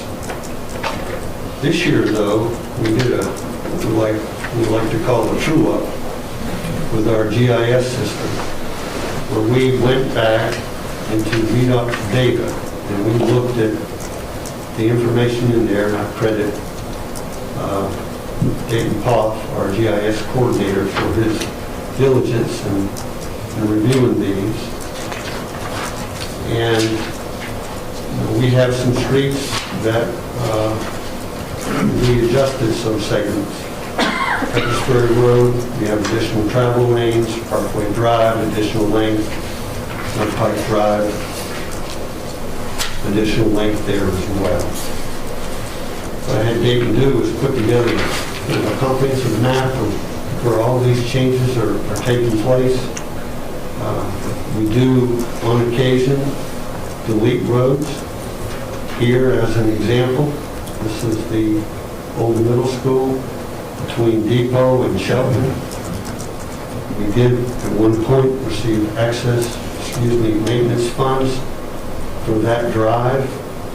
Now that that is being converted to a bus garage, there's no need for that. We will not receive maintenance payments, and Montgomery County Schools will maintain the parking lot. You haven't heard any words here about when this bus garage is going to start, have you? No, sir. Still in design. I also move to accept the resolution. Second. Got a motion and a second to pass the petition. Any other questions? I thank you for all your work. It's really appreciated. Thank you, Dave. Madam Clerk? Councilman Bishop? Councilwoman Hicks? Aye. Councilman Hubbard? Aye. Councilwoman Sacks? Aye. Councilman Showalter? Aye. Councilman Stipes? That is 6-0. Approve a resolution of the Town Council of the Town of Christiansburg, Virginia, declaring its intention to reimburse itself from the proceeds of one or more tax-exempt financings for certain expenditures in connection with design, acquisition, construction, expansion, renovation, and equipping of the park project and related facilities. We have a resolution. Can you put that in parking lot terms? This is basically the bond financing for the park, basically up to, That's what I thought. up to $9.3 million. I'll make a motion to approve the resolution. If I may just clarify, Mayor, this is not the actual bond issuance resolution. This is just saying that the town, once it does an actual bond issuance, may use those funds to reimburse itself for expenses that it's currently incurring. And at some future date, we don't know the specifics of the bond financing yet. At some future date, that would be brought before you to address. So this is basically just permission for us to take the next step. It's one step further along the process, and the town's going to start incurring expenses now, or it may have already been incurring expenses, and this would just provide for when the bond financing occurs, you can use that money to pay the expenses you're incurring now. And we have incurred expenses, and if we approve this resolution, we can continue to do that, but also use bond proceeds to pay for those expenses. Correct. Does that also mean that you are allowing the town to use some of the reserves or any other kind of money that we may have in other, like part of the general funds or parks and recs money or anything like that? I don't think it's an allocation of any funds. It's not addressing that. It's just saying that you can be reimbursed from the future bond issuance when that occurs. Of course, we will use the dedicated reserves we have for the park also, which we have set aside. And this Is that gives, correct? Correct. and this gives the company more leeway to keep moving ahead. Is that correct? Really doesn't have anything to do with that. Okay. All it does is, we're going to be moving along based on, with the park plans, developments, design, depending on where your last motion goes, assuming that this whole project goes forward, at some point in time, the funds that we have appropriated or budgeted from reserves and other sources, sale of lots, donations, whatever, we can spend that money, but once we actually draw a loan, we can reimburse ourselves for any of those expenditures if we choose to. It just gives us flexibility when you borrow the funds. And it probably has more to do with if we got to like July or August and I thought, I think we're good, we don't need to pull the loan until next month, but then something comes up and we had a big expenditure for the park that was early, then we could reimburse ourselves for it out of the debt proceeds. Does that make sense? Yeah, that's what I thought it was. The term reimburse sort of was confusing. Yeah. When you explain it that way, it's just making sure that we stay solvent as we incur expenses and pay those bills and have that as a resource to do that. Right. Right. And we maybe do not need to try to get additional funds if we're in good position. Yeah. There is, I have a motion and a second. Is that correct? Mr. Nelson, did you have a intent on this thing, or are you done? Next item, sir. Very good. Okay. May I leave? You can laugh when you finish talking. Thank you. We appreciate you sticking around. If you hurry, you might catch the last of the school board meeting. So we have a motion and a second on this resolution. Any questions? I think, Oh, I'm sorry. no. Definitely think about what you guys are trying to decide on here tonight and the fact that we're still during a pandemic. Think about the rest of the community when you're trying to decide for this. That's all I'm asking. Thanks. Madam Clerk, Randy, what do you got? Councilman Stipes made the motion. Who made the second? I'll make it. Okay. Madam Clerk? Yes, sir.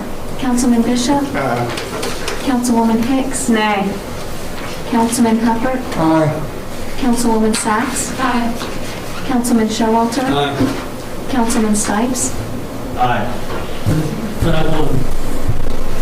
Authorization of the town manager to enter into Signature Park Comprehensive Agreement with Falconer Construction Company Incorporated for construction of a park on Peppers Ferry Road, Northwest for $16,988,627.12.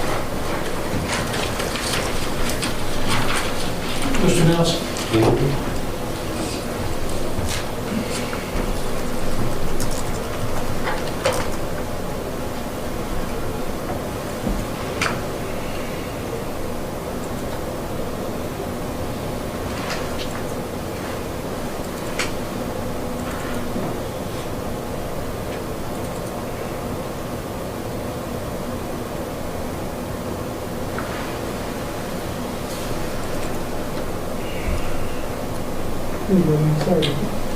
Thank you, Andrew.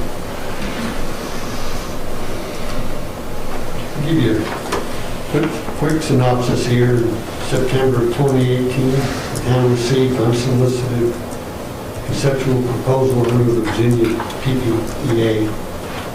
In January of 2019, town requests competing proposals for the project.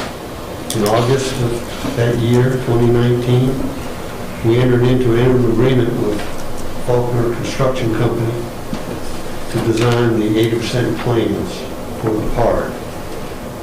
In May, Faulkner FCC submitted 80% plans and a guaranteed maximum price for final design and construction of the project. And then, of course, last month in November, we approved budget amendment number 1. I'd like to hit the highlights of the contract, which are scope, schedule, and cost. The scope is we're going to complete the park design to the 100% level. Right now it's at 80%, but I assure you that they are further along than that.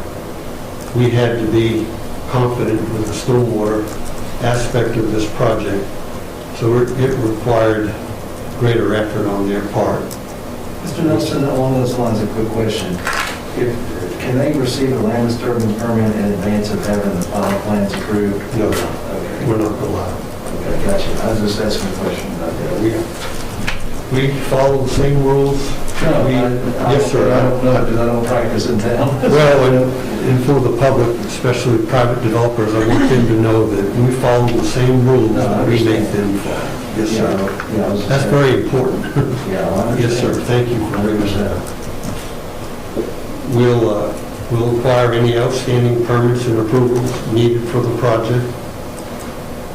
And the contract provides for construction of the park on the basis of design. I'd like to hit the highlights here of the 4 artificial turf multipurpose fields. Will include a turf groomer, concessions, bathrooms, and the press box. We have an all-inclusive playground, fitness challenge course, and a splash pad. We have associated parking. We have our maintenance building, 2 dog parks, large and small, walking trails, hilltop pavilion. The contract provides for the access road in off of 114 as well as the turn lane. This time I'd like to point out it also will provide for driveway access for the Dadris family that lives to the west of the park. This is the schedule. FCC had a very detailed Gantt chart. I requested they compress it into the major components of the construction. But in short, construction is scheduled to begin in March of next year, with construction being completed in November of 2022. So when you take that Gantt chart and you link up the monthly anticipated expenditure for the progress made, we've got it broken down by fiscal year. By the end of this fiscal year, 1.5 million. Next fiscal year, 12.9 million. And then in FY 2023, 2.6 million. This is a very good representation of the cash flow and the progress of the park.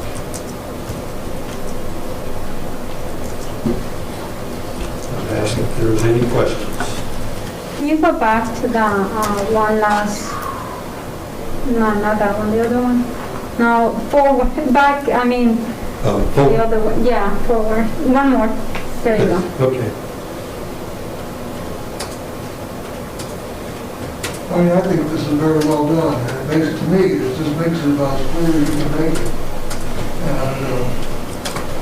And gives everybody a real good idea of what he's going to do, like step by step. Thank you. So on 2022, we have to come up with $13 million. And that's when we are going to get the loans, or are we going to start getting the loans on 2021? No, we'd pull the loans, probably, they have a monthly breakdown at the bottom there. Probably sometime in August or September of 2021 is when we would go through what we have in our capital reserves and all that, and then we would need to have the proceeds of the loan to complete the construction.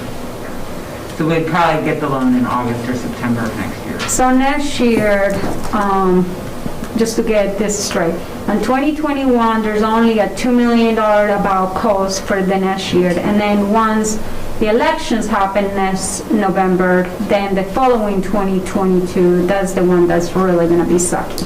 Okay, thanks. Ms. Hicks, I think one thing that you have to be aware of are interest rates. And interest rates right now are as low as they're ever going to be. And sometimes when we wait longer, those interest rates are going to go up. So I think that's what they will be following too, just to see on interest rates. And do you really see interest rates really going up anytime soon?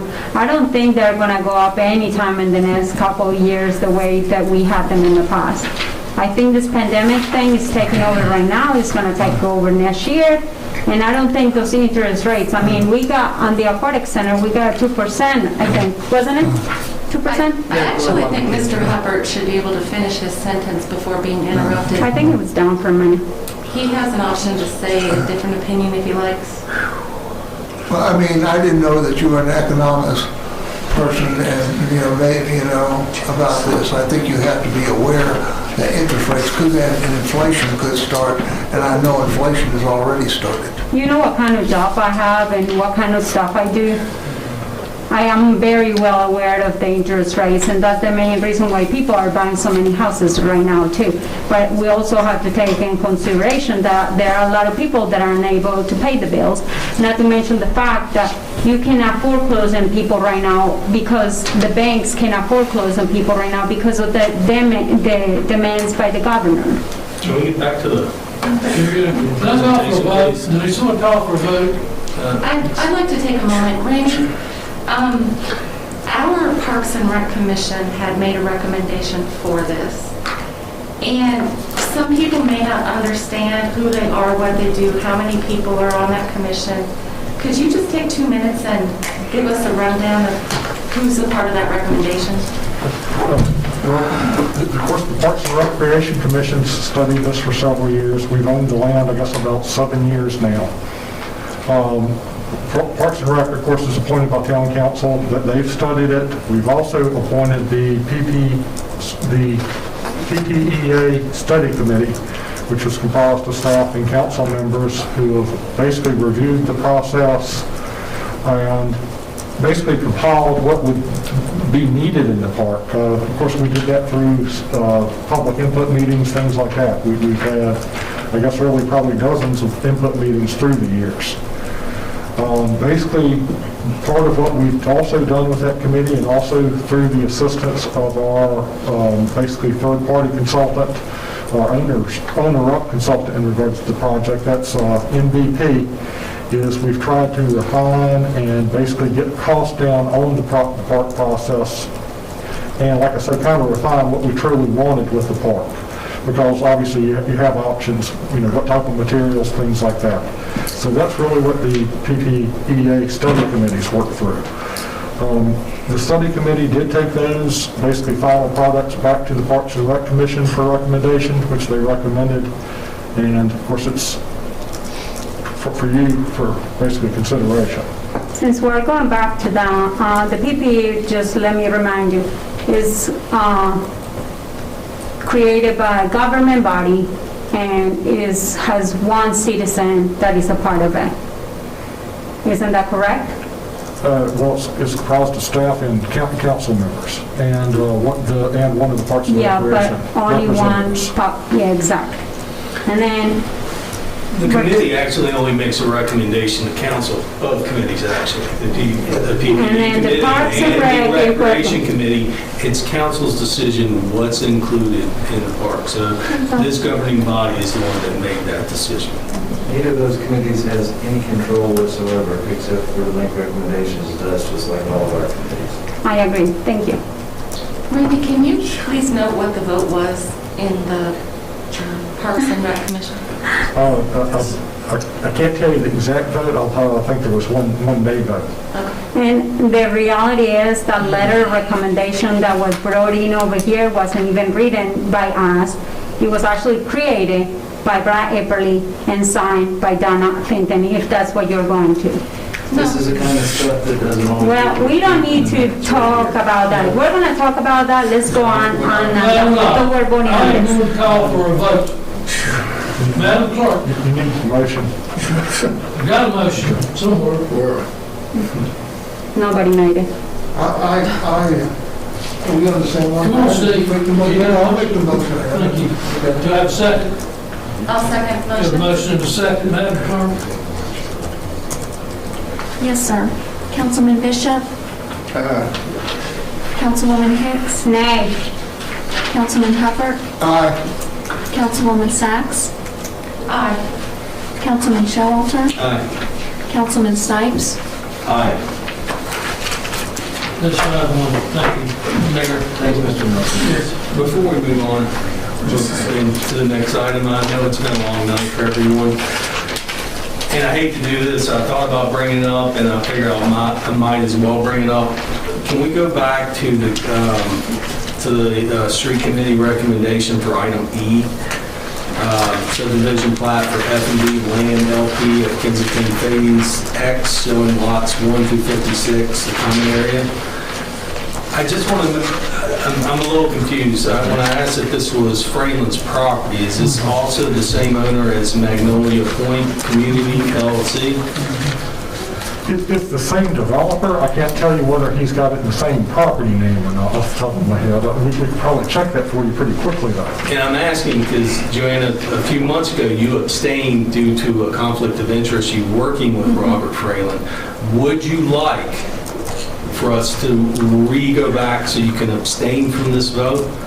And I am so glad you brought that up because I was going to ask a question about that.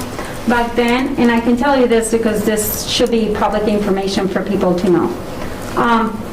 Back then, I had a client that I was working with at the time, and I had a possible deal with the Fralin company. And at the time, that was what was going on. During this time, there is nothing that I'm with the Fralin company that I'm working with. I don't have no contracts or anything like that, so I would like to have the input from our lawyer. I mean, I don't have anything going on with the conflict of Fralin. interest is entirely on your opinion. Reed But I can't tell you think he whether it's can, on or not. I think he can give me an opinion, right? Well, he can, but you know, Magnolia Point is their apartment complex, their rental unit. So this is actually where they sell single-family homes, which would affect you in your business. And I was just curious, I'm just thinking if we can not create a conflict, another conflict of interest where you explained that a few months ago for a rental outfit, which won't sell any apartments or homes, but this is specifically for single-family homes. And you know what, if we can go back, and I'm glad that you're bringing this out. Do you want us to go back? I would love that. Thank you, Showalter. Who was the I made all the motions. Who's second, most of them? Are you? I don't know if I second that one, and I could sue y'all. Second that one. I may have second, I don't know. Somebody did. It's a Can we go long back? last night, Clerk. I had Councilman Stipes as the motion, and Councilwoman Hicks as the second. Okay, so can we take that vote back? Will you withdraw your motion? Yes, I will withdraw my second motion. Well, no, you guys have to do the motion, I have to. Well, Brad needs to withdraw his first, Withdraw and you his- withdraw your yeah, second. okay. Reed, is that correct? I think that makes sense. Yeah, that makes sense. Can we just vote? Just renew the motion, I If think. anybody else wants to change their vote, just allow them to change their vote. I don't know. I think it should be able to, I mean, even though I don't think it will affect me, but it's better to be on the safety side. Well, it also presents consistency. Yeah, I understand. Whereas I know that But was this very is a new contentious, thing. and this one is not. So my thought about this was that it's a new development. It has nothing to do with anything that I'm doing or I did with them. So that's why I decided to vote on it. Right, but the previous development that you abstained from due to a conflict of interest was only for rental property, which you will not encounter that. Magnolia Point LLC is his own rental agency. They control it. They don't sell the individual apartment units. This is actually for all of them. And I know that was very contentious vote, so I'm just making sure that you stay consistent on that. So I'll make, are you putting a re-motion on that one? Yes. I'll do a second. All right. Madam Clerk? Would you poll council? Yes, sir. Councilman Bishop? Councilwoman Hicks? Nay. Oh, is it abstain? I'm sorry, abstain. Councilman Hubbard? Aye. Councilwoman Sacks? Aye. Councilman Showalter? Aye. Councilman Stipes? Thank you, Council. I got to make a comment about this. I'm really happy, Mr. Showalter, that you're finally just like, this made me feel very good as far as working with you. And I just want you to know that I appreciate the fact that you were looking out for another member. And I felt like you were looking out for this, and I'm glad that you did that. Thank you. You're welcome. Thank you. Discussion code of ethics report from town attorney. Reed? We were asked to look at 2 complaints about zoning violations, and we did a little memo on each one, summarizing our findings. The first one was 600 Roanoke Street. These are both the business districts where residences are not permitted without a conditional use permit. There's an exception if an owner resides in a business or an employee owner resides in a business. At 600 Roanoke Street, there's a gentleman named Jiffy Day who rents the upstairs of that building. He is a writer and uses it as an office. Andrew inspected it. He found no evidence that it was used as a residence. However, there was indication that Mr. Day's brother had occasionally stayed in it. There was no notice of violation issued or no finding of a violation in that case. The second case was 103 College Street.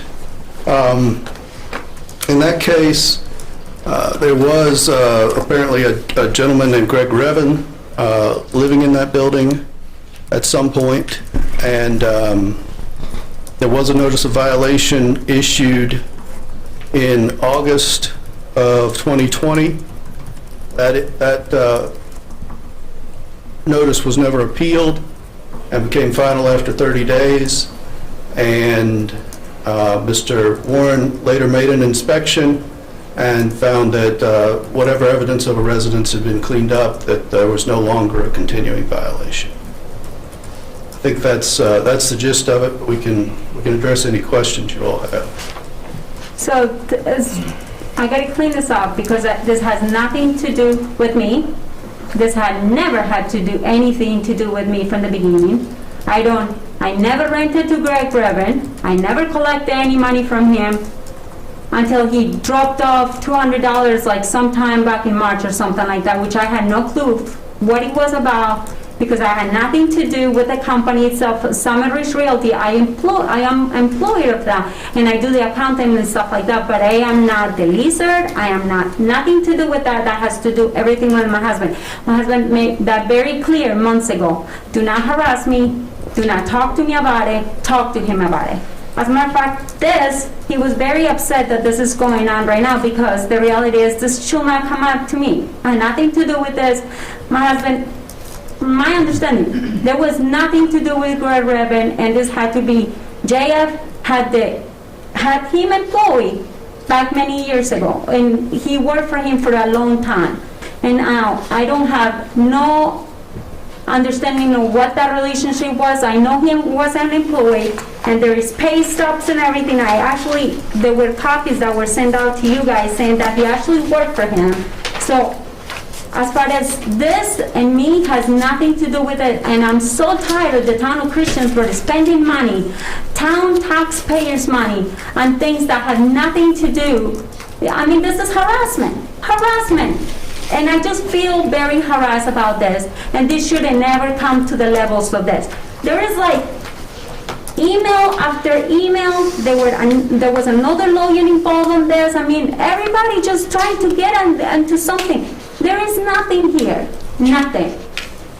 Is this in reference to all those texts we got between Greg Revin and Matt Hicks months ago? That may be related, I'm not sure. I agree with Ms. Hicks has not been involved, but she was listed on the zoning violation because she's part owner of the property. Yeah. Both of them are. But I had nothing to do with this, and my husband had no lease with this man, and this had to do everything with, my husband got involved, and you know why he got involved? Because he had to get involved, because the guy was fired from the job, and the guy stayed there, and he was not allowed to.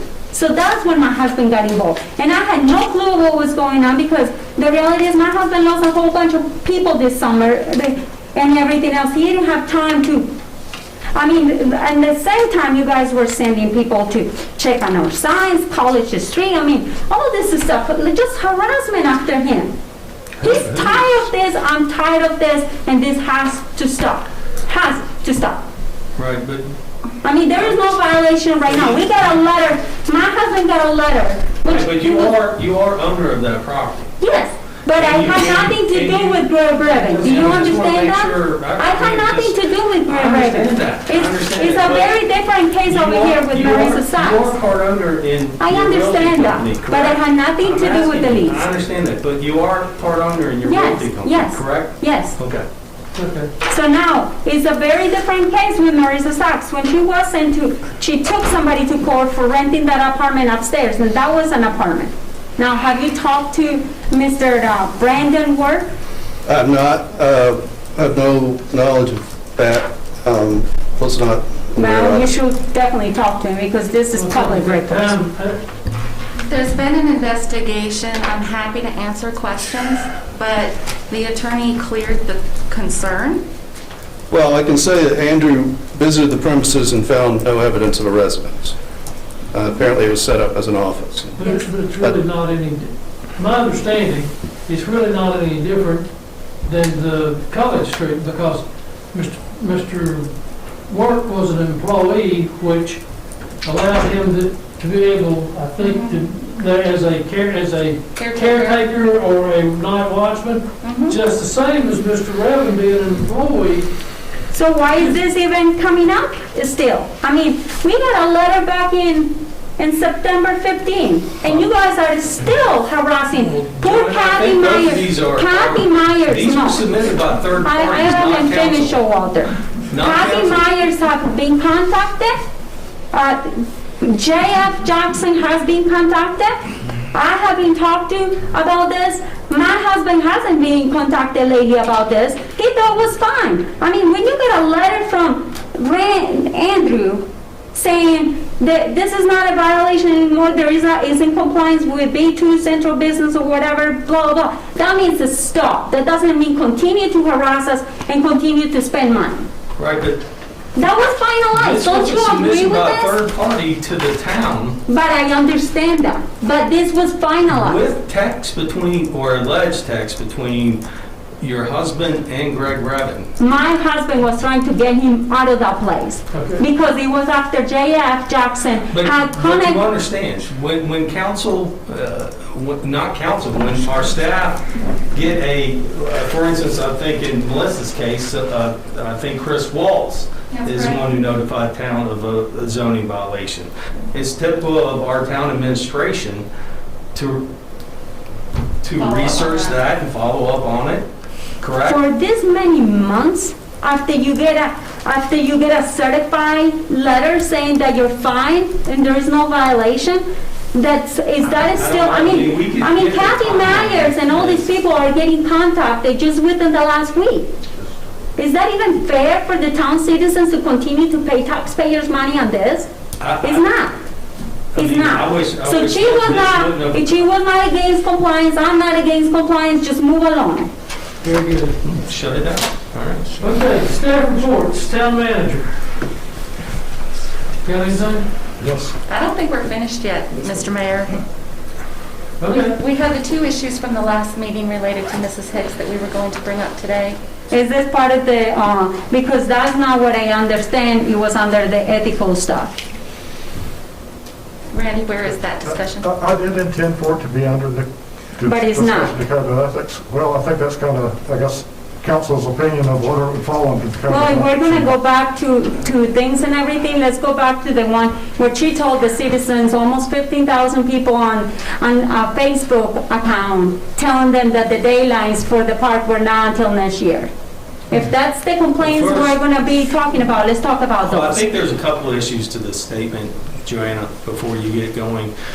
One, we have a concept, you're basically saying, I believe that Yoshi, who was here, it's a gentleman who was here tonight, correct, to speak from Kabuki, at least the name sounds That I was familiar. thankful that he came.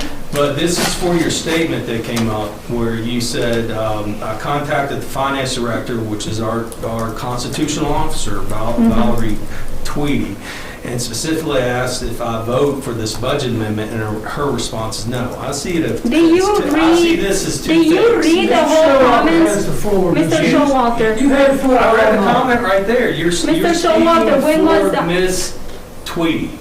Mr. Okay? Showalter, if You we're are gonna go speaking to for the Ms. Tweedy. Facebook account, There's two let's go items to here. all those accounts. There are two items here. Either Ms. Tweedy, as a constitutional officer, advised Ms. Hicks to not vote, which, Val, I've never known you to do that, and I believe in our minutes, it reflects something of this last week, but we need to establish, if a constitutional officer, which we put in office every year, advise a council person not to vote on an agenda item, that's a serious allegation. This is For not me, I right for don't you know. to go. Mrs. Hicks, please let him finish. He will talk for himself. You don't have to get in the That's middle what of we this. need to establish. You do not have to get in the We middle of need to this. establish if Ms. Tweedy told Ms. Hicks not to vote on the budget. Okay, that's what we need to establish.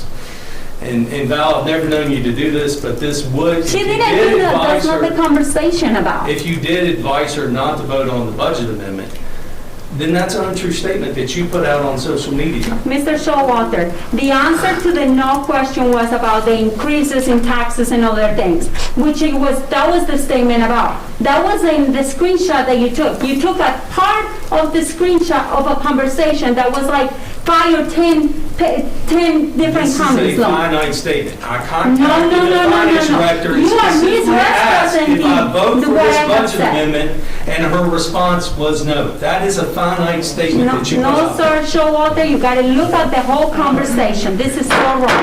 I mean, what did we do with this, council? Do we ignore it? Last week I brought up the concern, and then we agreed to discuss it at the next meeting, which is today, so. it would be- Well, we should discuss about you telling the people that we're not gonna put in a park for a year. That was already addressed last meeting. No, it Mrs. Hicks. wasn't addressed. Nobody did anything with it. Yes, it was. It did No, not it wasn't pass. addressed. It Nobody did did not pass. anything. You guys just walked on it and allow you to walk on it because you're all for the park. Johanna, please have some decorum.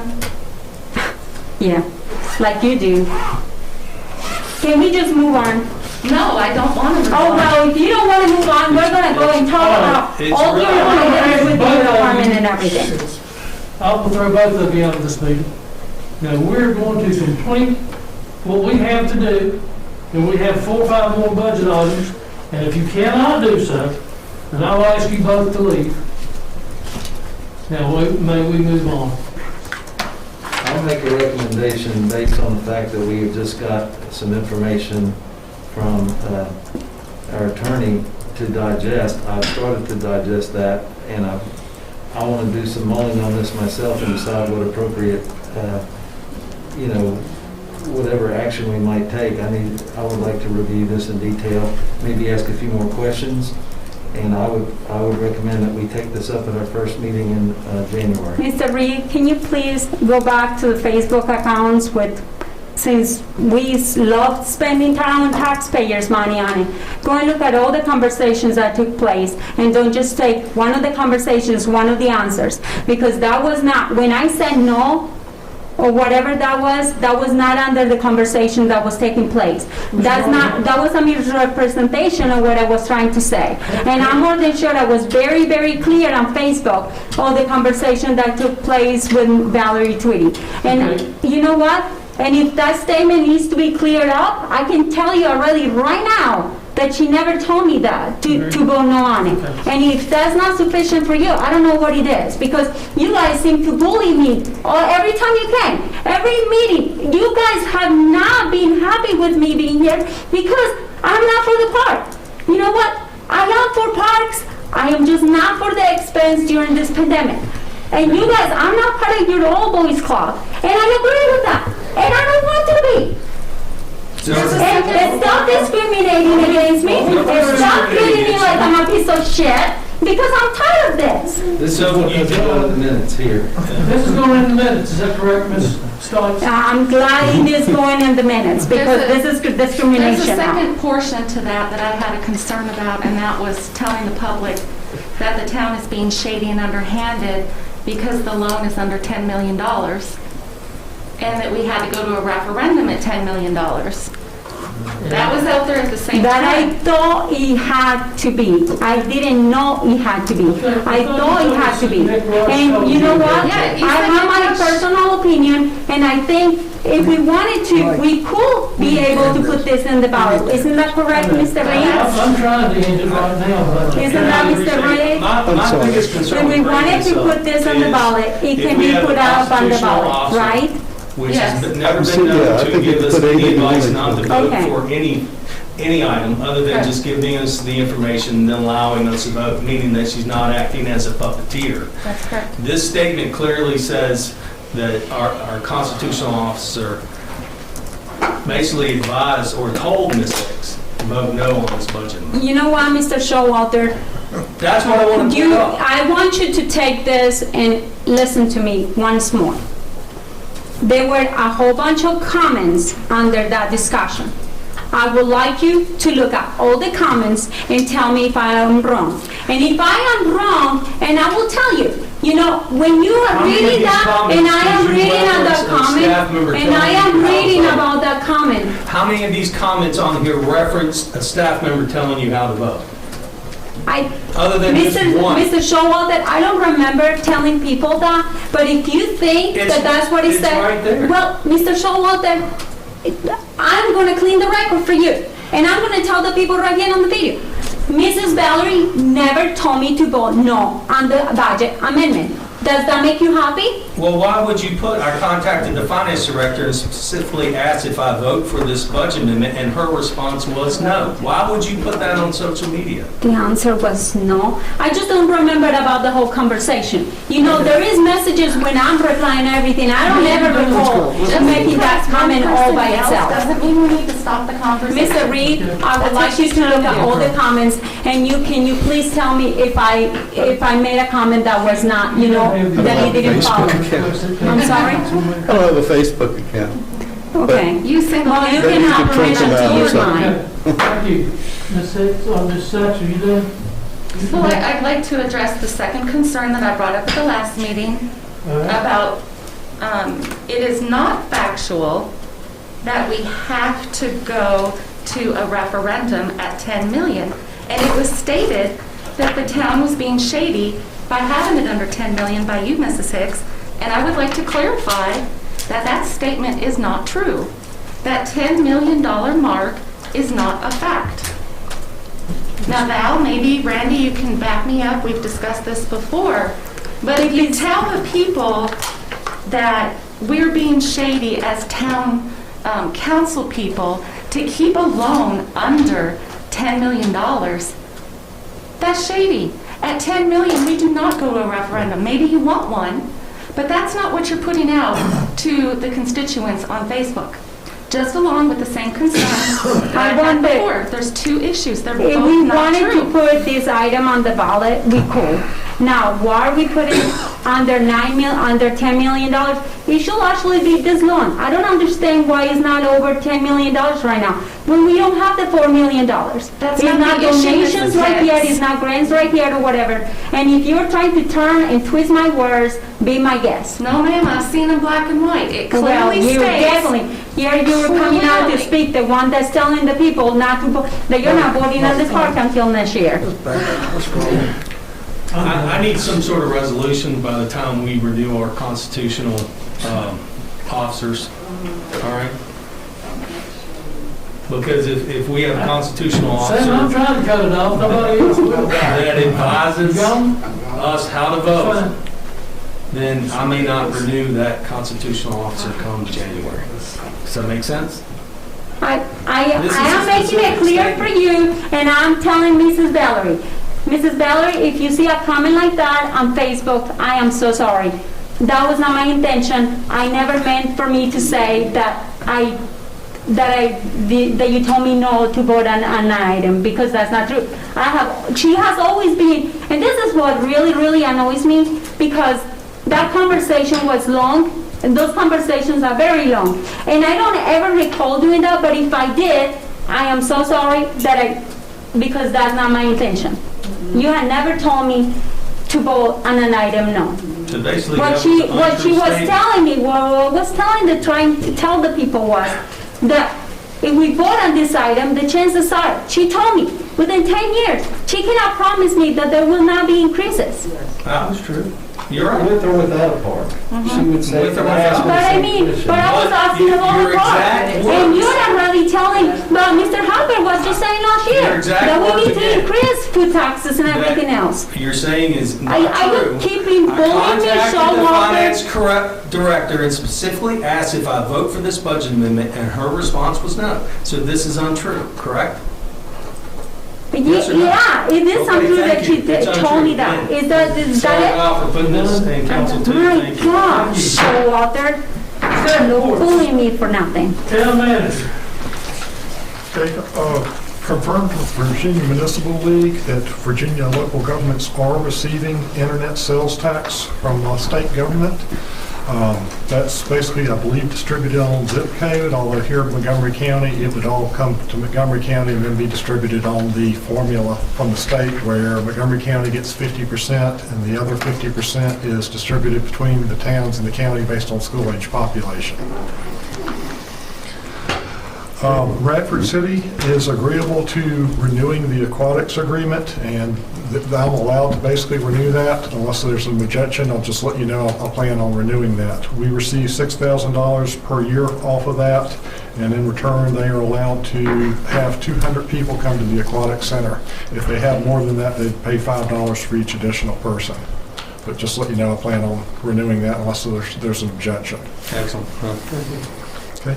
And I was approached yesterday by Blue Ridge Church to close Main Street so that they could basically film for a church service program for 2 to 3 hours. We came up with approximate cost for the closure for police department about $800 and for public works about $1,200. So about $2,000 total. I know it's not a special event, although I did basically run it by the special events committee. We basically recommend not funding that, although it's council's prerogative if you would like to close the street or not. And if you do want to close the street, whether we would basically finance that. So I guess the first question is... Is that Roanoke Street? It's Main Street. Main Street. Main Street. From Dunkley to Franklin. Got corner to the corner. I have no problems with closing the street request. I don't want to show preference to pay for a non-public event that's, I would be in favor of closing the street but not paying, if they want to pay for the police protection and so forth, or whatever our cost would be to provide that closure, then I think that's appropriate. That's my recommendation. And what were the dates? Monday night, Next Monday. 14th. Next Monday, this coming Monday. So, I would support it if they paid all the bill. Okay. I doubt they're going to want to pursue it, but to be honest, I don't think they kind of expected that type of cost. Application, So- Randy, they did not have $1 million liability insurance policy that's required. Well, they didn't at least indicate that on the form. They didn't check one way or the other on the box. How many police officers do you think it will take for this? I think they estimated 4. And what is the cost approximately per police officer for those hours? Will that be overtime? It was 800 was the estimate for police department. 800, And it was 1,200 for public works. 1,200 for public works? So you're talking about like 2,000? 2,000 total. Do you think that you guys think that we can make it work it out with them and see if we can pay half and they can pay half? Or is that not something that you guys will agree? I think it's opening up a door for a lot of criticism and also for other, Pastor Scott is a very good friend of mine. We grew up together, okay? So I'm very in favor of Blue Ridge Church on a personal level.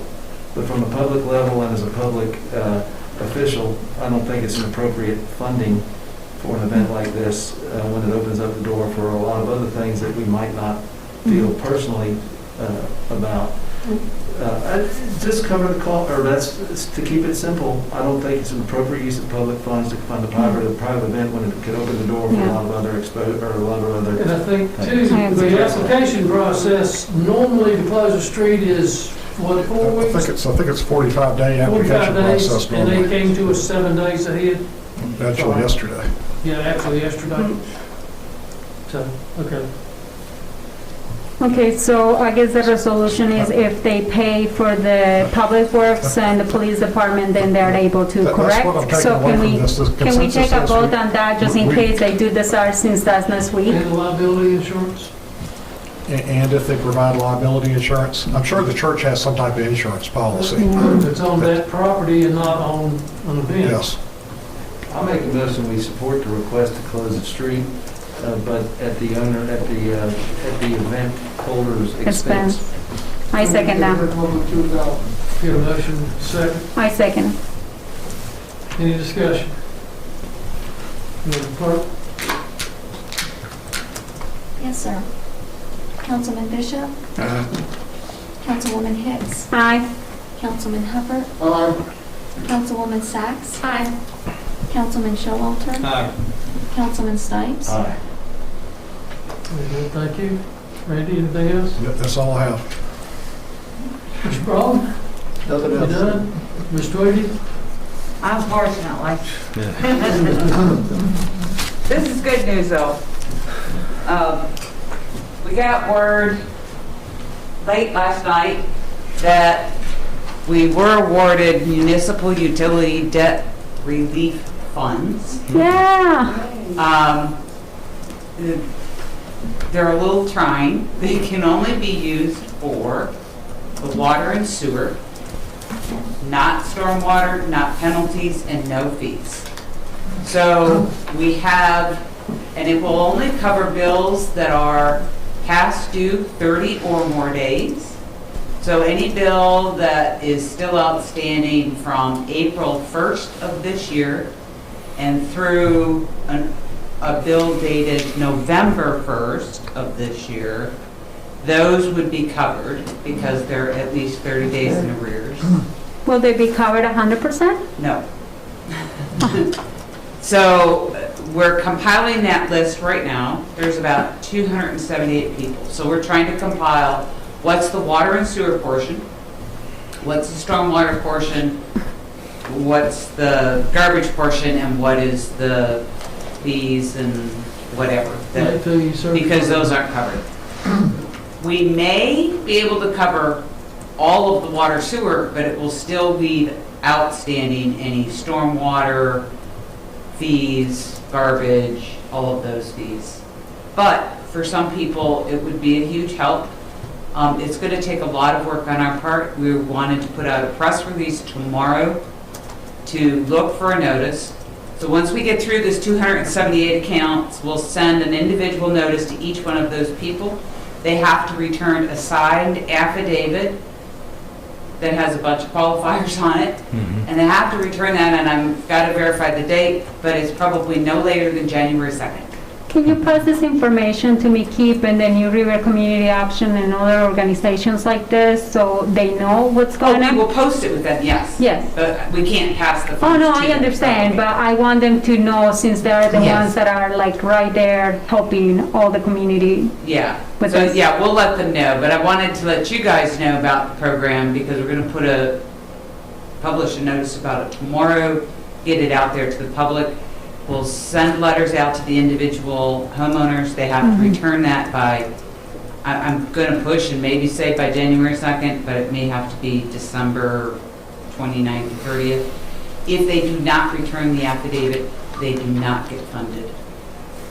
It's pretty strict guidelines, but right now that number looks like about 60,000. I'll send you an email maybe late tomorrow or early the following day to let you know what those numbers look like.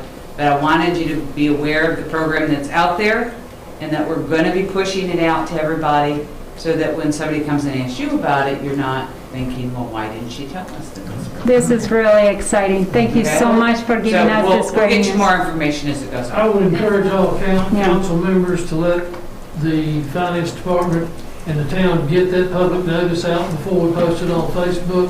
Simply because there's a lot of quirks and people say, oh, I have to pay the water bill. Well, that's not necessarily right. That's not So we let us set the guidelines. Thank you. I will really like for Andrew and our directors to see if they can put a banner under is that a possibility that we can put a banner under We have 10 minutes account? to finish up our business. Unless you all want to move, then we will extend our meeting past 11 o'clock. That's fine. Very good. So, I am going to, with council's permission, I'm going to bypass council I reports. want to give one. Yeah, I do too. Well, everybody's got one I in. do 2 too. minutes. Okay, I'm 2 standing up. minutes across the board. I'm standing up for this because I want to recognize Michelle Stipes for her service as a clerk for the last 17 years. We've been married, but she's been on this board longer than anyone at this table, except with Randy's exception, maybe a few months. I don't have any prepared notes, but I will tell you, knowing her as a citizen and then now as elected official, I have not been able to speak to her performance. And I've never, contrary to people that have sat here and said that I've done that, I never have spoke to her performance. But I can tell you, I deal with a lot of public localities, and I see minutes, I see attributes, and I'm an adjective person. So Ms. Stipes, you are professional, you are conscientious, you are unbiased, and I can attest to that. You are thorough, and you have been committed to this town and this board, and at this time, I feel liberated to recognize your service. And she has made errors in judgment in her selection of a husband. I'll second that. No, she has poor judgment. But I want to recognize your service as a professional. I can do that tonight. So thank you. Thank you. Thank you, sir.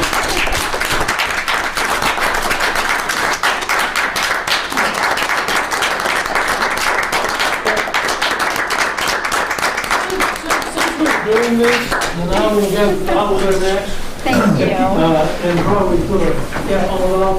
Thank you for allowing me that. I'm sorry. I haven't even had to sit on my hands for You know, years. Michelle and I probably go back almost from the day I first came on council. You may beat me by a couple of months. Long time.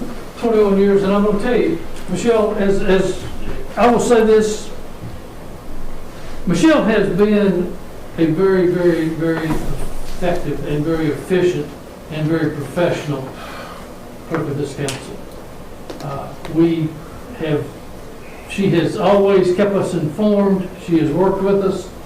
And Michelle, would you step up here for a minute? Just for a second.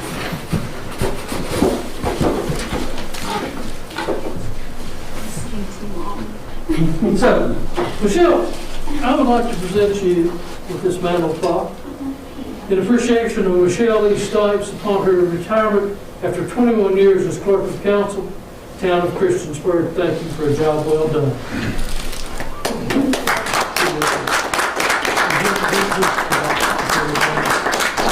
Anything you'd like to get hot shots at? Can I get a picture of you two, or I'll send it to Leslie?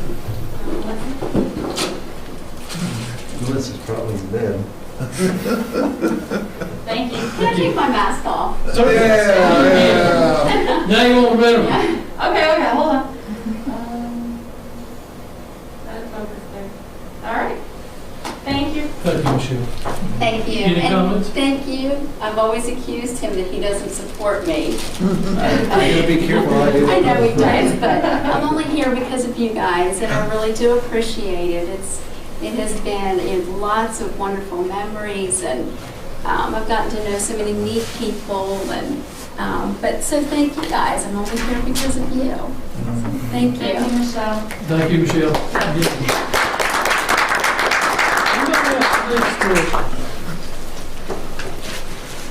What? Any other comments? Yes.